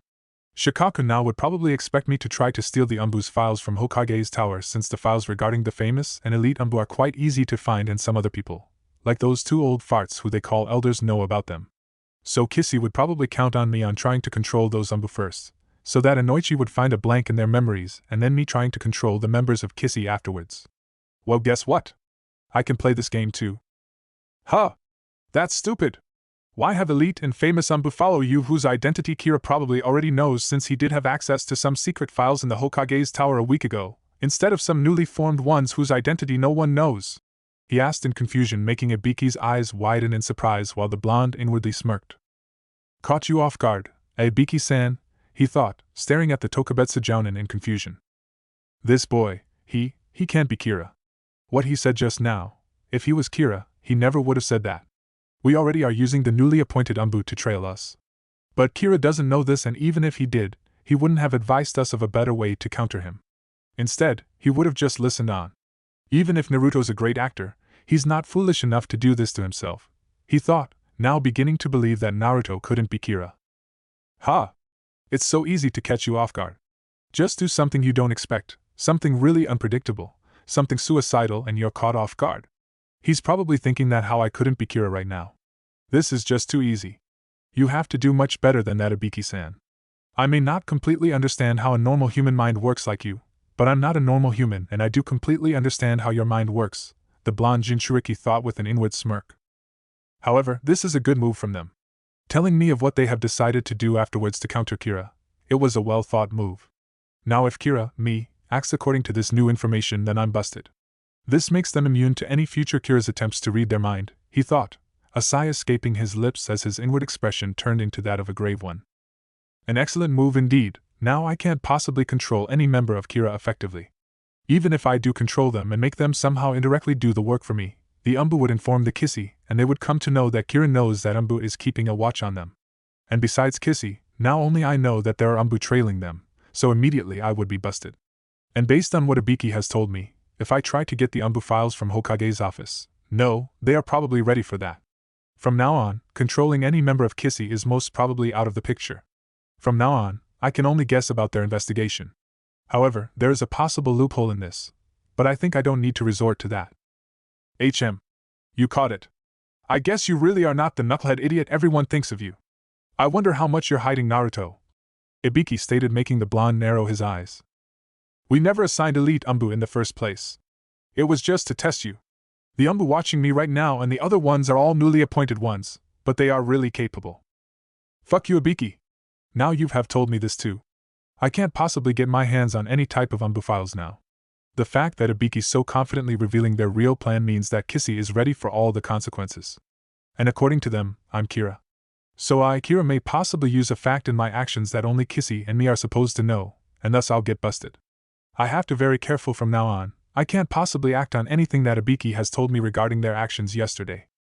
Now you see, all the evidence points in your direction, boy, Ibiki stated, still under the henge with a grim expression, making the blonde sigh in exasperation. I'm still saying that I'm not Kira. Maybe this Kira hates me like all those villagers and wants to frame me. Maybe you guys are hell-bent on proving me as Kira because you hate me too, he articulated with a serious expression, his eyes frosty blue while Ibiki too gazed back at him. I mean, you have points towards me being Kira, but you do not have any solid proof of me being Kira, the whiskered blonde stated in a low tone. If you're not Kira, then you wouldn't mind us going through your memories, right? The Tokubetsu Jounin asked with a smirk, making the blonde's orbs widen a bit. What? Are you scared that we might find how you've been killing all those people this past week? The torture specialist challenged. This is the last test. Now we'll get to know what your true story is, Naruto. The whiskered clenched his fists as he sat there, his eyes averting a bit downwards as his lips started to curl upwards. Naruto lifted his head as he stared at Ibiki through his bangs, his cold electric blue eyes holding a strange excited gleam as he smirked at the torture specialist. Be my guest, he uttered, making Ibiki's eyes widen in shock before he calmed himself. Fine then we'll go through your memories after the graduation exams, He spoke, making the blonde nod. I have to ask Hokage-sama to assign bodyguards to the strong members of the Yamanaka clan as if Naruto is Kira. He may use a Yamanaka to have memories of when he had killed the victims be erased, the Tokubetsu Jounin thought with a grave expression on his face when he sighed. Listen here, Naruto, I understand what kind of life you have lived. Being you is next to impossible for a normal human. And I really respect you for the way you have tackled the problems in your life so far. But revenge is something that destroys a person from the inside. It's like a poison which slowly eats you out. Ibiki verbalized with a grim expression, making the blonde narrow his eyes as he gritted his teeth in his mouth, his clenched fists shaking in anger. I know that those civilians are the culprits. But you don't have to kill them, he uttered in a sympathetic tone, a soft expression on his face. How many times do I have to tell you that I'm not Kira?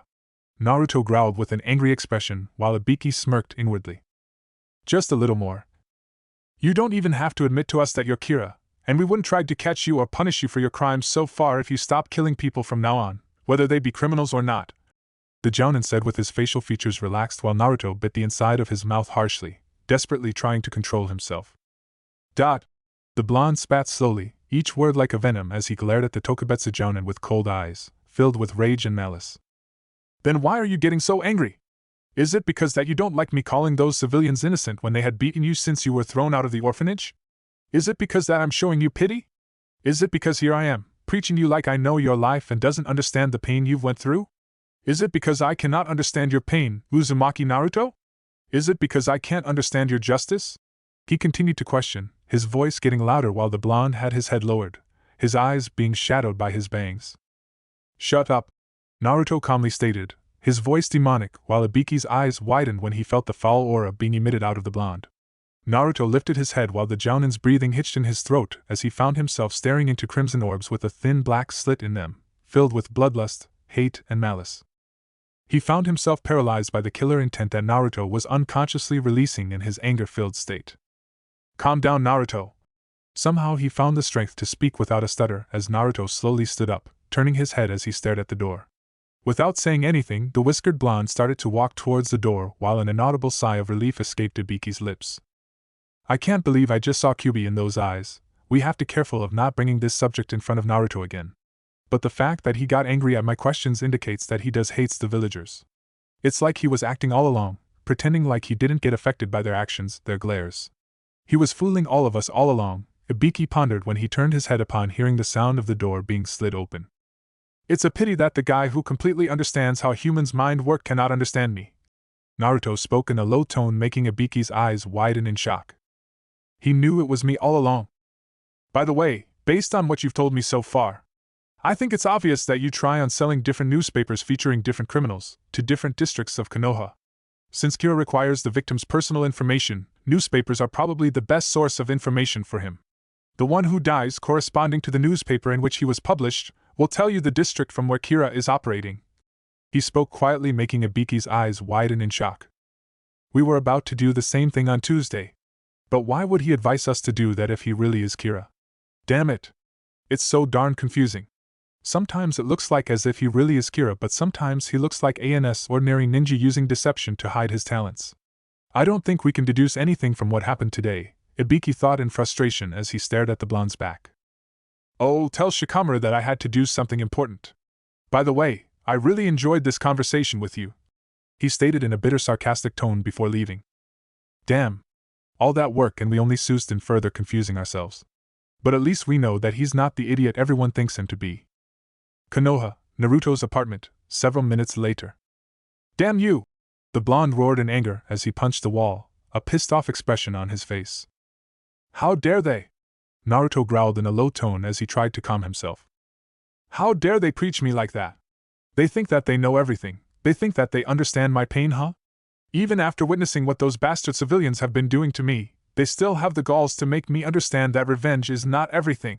He spat through gritted teeth, pushing his fist against the wall in anger. His eyes were clenched shut as he took deep breaths to calm himself, his facial features constricted into a deep frown. At least now I wouldn't have to worry about them changing the content in the newspapers for each district. Now that Ibiki knows that I myself advised them to do so, and if they still believe that I'm Kira, then they would think that I must have some kind of a counter move for it, as a normal criminal under suspicion would never suggest something which would act against his favor. It was a good last-minute move. Pulling his right fist off the wall of his bedroom, the whiskered blonde opened his eyes to gaze at the fake tile on the floor just behind him. It would be so much easier if I could just kill Shikaku, but I wouldn't. I have to follow my codes, my morals. I wouldn't just kill anyone who gets in my way, he thought with determination beginning to flow through his system as the blonde walked up towards his window, now gazing outside. I accept your challenge, Shikaku. I would face you head-on, without killing any of you, he mentally stated as his lips ever so slowly curled upwards into a dark smirk, his cold eyes holding a predatory look in them. Monday morning, T and I head office, 8:03 a.m. Shikaku, with whose permission did you pull that stunt yesterday?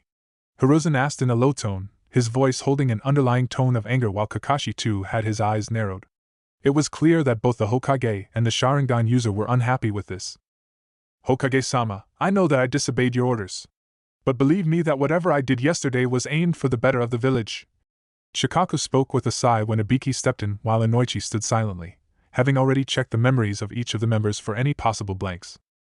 We are ready to bear the consequences for not following your orders. But I want to inform you that Naruto is not the idiot everyone thinks him to be. In fact, if I have to take a guess, I'd say he's about at Shikaku's level when it comes to mental strength. Hiruzen's and Kakashi's eyes widened in disbelief after hearing that. Are you serious? Do you even know what you're talking about? A hyperactive kid like Naruto, matching Shikaku? I knew that he was holding back, but it can't be this much. If Naruto was this much of a genius, then his curtain of deception must have had slipped from time to time. No one can hold that much of their abilities. What you're saying is complete opposite of the Naruto we and the village knows. Kakashi spoke in a calm and cold tone, getting irritated by their obstinate actions concerning the blonde Jinchuriki. That's the exact thing that makes him a genius, Kakashi, someone unlike anyone we've ever encountered. The fact that he was able to completely block his real personality from everyone in the village, from even the most elite of shinobi here, proves that he's really something, probably the best deception specialist in the world. And his acting skills are flawless. You can't possibly tell if he's lying or not. The Nara explained while Hiruzen clenched his fist. I'd like to hear your story regarding what you did yesterday, he said with a frown. Hokage-sama, you're believing them? Kakashi asked in surprise. Calm down, Kakashi. If Shikaku is stating all of this with so much confidence, and the fact that he took the risk of going against my will, there must be an element of truth in what they're saying. Let's hear it, Shikaku Ibiki. I want you to tell everything what happened yesterday. The professor spoke with a grim expression on his face. He had heard the rough story by the Umbu who were allotted to follow Shikaku and Ibiki, but he knew that the Nara's explanation would add a whole new dimension of what really had happened yesterday. Konoha's Ninja Academy, 10:43 a.m. Alright, Naruto, I want you to produce at least 3 clones of yourself. Iruka spoke with a serious expression, sitting beside Mizuki, who currently was glaring at the blonde standing in front of them. Nodding to the duo, the blonde formed the ram seal as he began to build up his chakra. Bunshin no Jutsu! Clone technique! He exclaimed, his eyes closed in concentration. Poof! Iruka's eyebrows began to twitch as he stared at the dead clone the blonde had produced, while Mizuki smirked pitifully at the blonde who currently had a nervous expression on his face as he smiled awkwardly. You fail! Iruka yelled, making Naruto's shoulders slump as his eyes lowered, not gazing at the wooden floor. Iruka, what do you mean we cut him some slack? I mean, he has failed the graduation exams twice now. Mizuki offered with a kind smile, making the blonde Jinchuriki narrow his eyes as he glared at the silver-haired Chunin. Iruka, however, sighed in exasperation as he stared at the pitiful existence that was the blonde's clone. I can't, Mizuki. All the students who have passed today were able to form at least 3 clones. And Naruto here. His voice trailed as he glanced at the clone, while the whiskered blonde clenched his fist, a serious expression on his face. Lowering his head, he walked towards the door before exiting the examination hall, while Iruka had a sad look in his eyes whereas Mizuki had a small smirk on his face. Konoha, unknown place, 11:41 a.m. But I really wanted to graduate this time. Naruto spoke dejectedly as gazed at the streets, sitting on a roof's edge with Mizuki. Iruka only wants what's better for you, Naruto. He can't just send you out in that dangerous world of shinobi without you being fully prepared for it. It's just that he can be a little harsh sometimes. The silver-haired Chunin exclaimed with a smile as a breeze slid past their forms. But I try to give my best. I trained very hard for his exam. It's just, no matter how hard I try, I can't do the clone technique, he uttered, a serious expression on his face when he glanced towards his right from the corner of his eyes. No one seems to be spying on us, but still. Well, since you're so desperate to pass, I think I can let you on in a little secret to pass the graduation exams, the Chunin stated with a smirk, making the blonde's eyes widen. Konoha, 8:51 p.m. Currently we find Naruto speeding through the rooftops at blurry speeds, a grim expression on his face as he dashed towards the Hokage's tower. A minute left, he mused after glancing at his wristwatch as the blonde picked up his speed, currently wearing a black jacket instead of his usual orange one, while his pants too were replaced by dark blue ones, preferably for stealth. Hey, what's the hurry? Glancing back, he noticed Ryuk flying behind him. And you haven't even told me your plan yet. What the hell are you trying to do? The Shinigami asked while Naruto just ignored him, now seeing the tower in sight as he jumped to the ground level as he continued to dash towards the tower. I have evaded the guards too, he contemplated as the blonde stealthily bolted towards the tower's roof, using the back route to avoid being caught by the guards standing at the entrance of the tower. The roof was usually left unguarded too. Soon the blonde landed on the roof when he glanced at his watch again. Don't you think it's risky standing here? Anyone can spot you right now if they look closely, you know. But I guess your black dress does help a bit. The Shinigami commented with a chuckle, making Naruto narrow his eyes as he looked at Shinigami in irritation when suddenly a puff of smoke made him snap his head back to see Hiruzen standing in front of him with a large scroll in his hands, forbidden scroll to be exact. He stared at the Hokage as he dropped the scroll before puffing back into smoke, leaving the area while Ryuk stood there with wide eyes. What was that?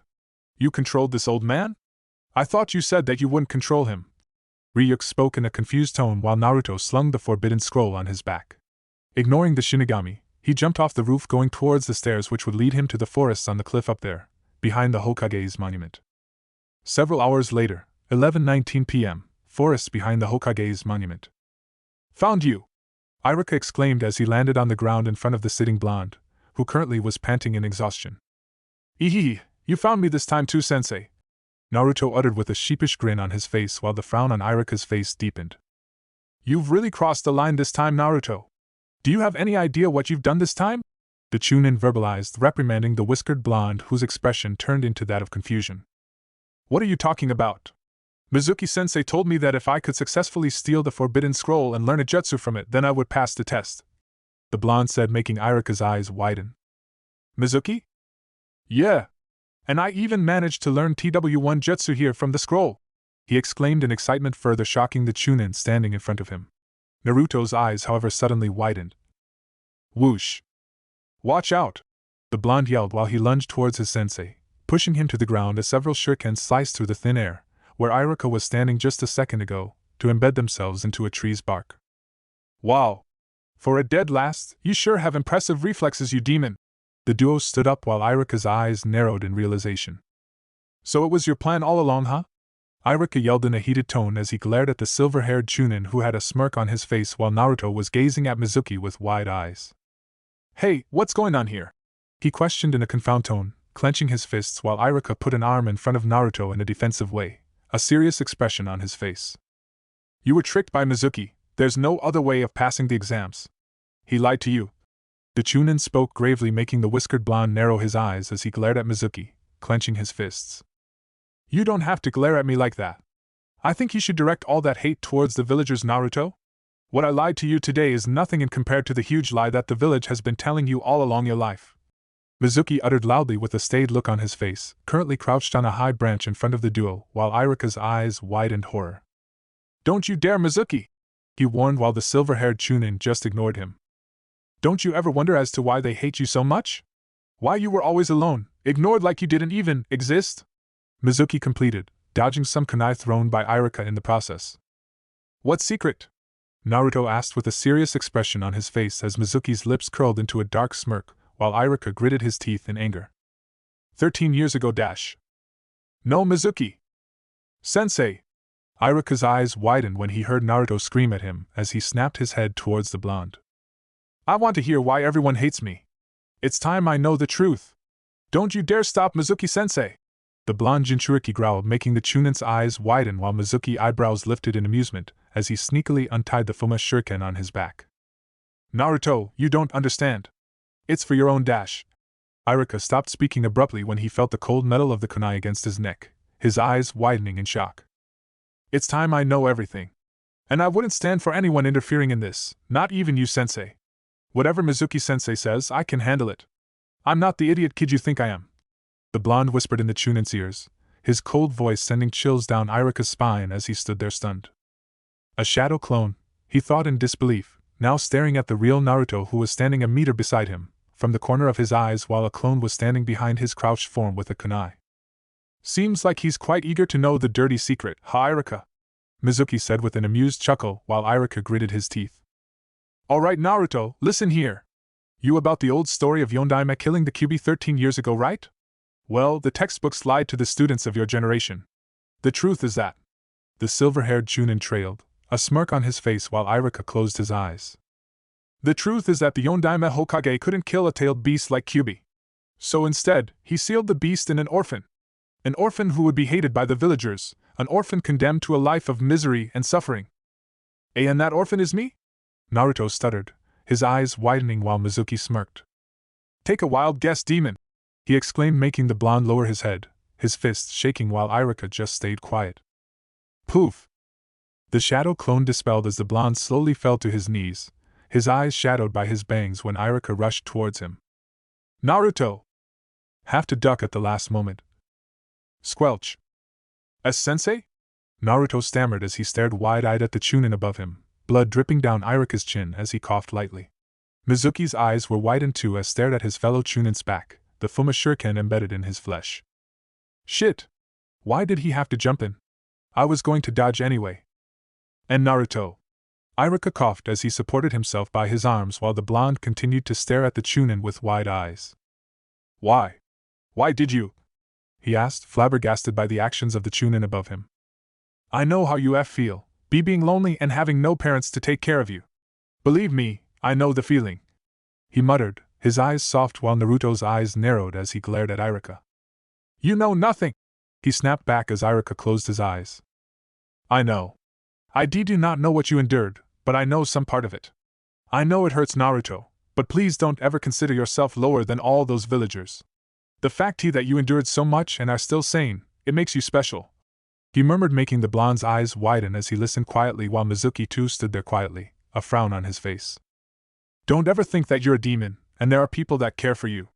Please, don't change yourself. Be the person you are. Naruto lowered his head as he wiped his eyes, a drop of pearly liquid falling off the tip of his index finger as he slowly stood up. Ah, now that's touchy, Irika. Jumping in to save your student like that before delivering the final lecture of your life. Mizuki yelled with a laugh as Naruto walked to stand in front of Irika, a serious expression on his face while the silver-haired Chunin jumped to land in front of him. You do not seem to be that much affected. Could it be that you already knew the secret? Mizuki questioned in an amused tone, making the blonde's eyes widen a bit. And Naruto, what are you doing? Don't be foolish. Run and take the scroll with you. Irika yelled as he pulled the shuriken from his back. Kage Bunshin no Jutsu. Shadow clone technique. The whiskered blonde exclaimed, his hands forming the crisscross sign as 6 clones poofed beside him, panting a bit. It's amazing that he can still create shadow clones after having just learned the technique itself. He clearly seems to be exhausted, he must be low on chakra, Irika thought as he currently sat with his back resting against the trunk of a tree. I'm impressed, you couldn't execute a simple clone technique and look at you now, performing a forbidden technique. Maybe you could have become the Rookie of the Year instead of the Uchiha if we hadn't interfered with your progress in the academy. Mizuki said with a smirk, making Irika's eyes widen in shock. They deliberately failed him? Not saying anything, the clones took out a kunai as they dashed towards the Chunin. Then we'll show you who's the real rookie here! They yelled while Mizuki stood there with a smirk on his face. Reaching him, the clones launched a flurry of punches and kicks, but Mizuki, being a Chunin, was easily able to dodge them as he dispelled the clones one by one with single hits. Naruto! I'm telling you that it's no use. You can't beat Mizuki! Take the scroll and run towards the village! Irika yelled through gritted teeth, the pain being too much as he watched the duo. The real Naruto, however, stood there with a calm expression on his face as he clenched his fists, glancing towards his wrist watch. Lifting his head, he smirked at the silver-haired Chunin who narrowed his eyes. I'll wipe that smirk off your face, you monster! He yelled before blurring out of the blonde's vision. Wham! Garg! Appearing behind the Jinchuriki, Mizuki kicked him in the back, making him fly off his feet as the blonde skidded to a halt with the forbidden scroll laying beside him. Damn it! Irika exclaimed breathlessly as he clenched his fist, unable to do much in his injured state. It's time to get rid of you. Mizuki spoke as he walked towards the blonde who shakily stood up, his head lowered while the Chunin started to go through a few hand seals. "Say hi to the Shinigami for me, demon!" he exclaimed, finishing the hand signs on the Tora tiger seal. "Naruto, run!" Iruka yelled loudly as he tried to stand while the blonde had a smirk on his face as he gazed at his watch. "Did you know Shinigami love apples?" he muttered with a small smirk, his face lowered with his eyes shadowed while Mizuki inhaled deeply. "Katon, Gakaku dash!" The Chunin's mouth suddenly opened in silent pain while his eyes went wide as he stumbled back. Immediately taking out a kunai from his pouch, Naruto lunged towards Mizuki with a blurred speed much faster than he was before. His speed? Iruka thought in shock. Squitch! Arag! Mizuki yelled as the left side of his chest was pierced by the kunai, where his heart was located. Drops of blood sprayed onto Naruto's face as Mizuki fell on the ground with the blonde above her, the kunai deeply lodged into the flesh as the Chunin writhed in pain. His cries slowly went silent as his eyes closed, his earlier flailing arms now laying still while Naruto had his eyes widened in horror. "And Naruto?" Iruka called in disbelief, not being able to believe his eyes while the blonde Jinchuriki slowly stood up as he stumbled back in what seemed to be the shock of his first kill. What have I done?" he stuttered with fear evident in his voice. Inwardly, however, he was smirking. "Well, that's taken care of. I was itching to kill the bastard with my own hands anyway."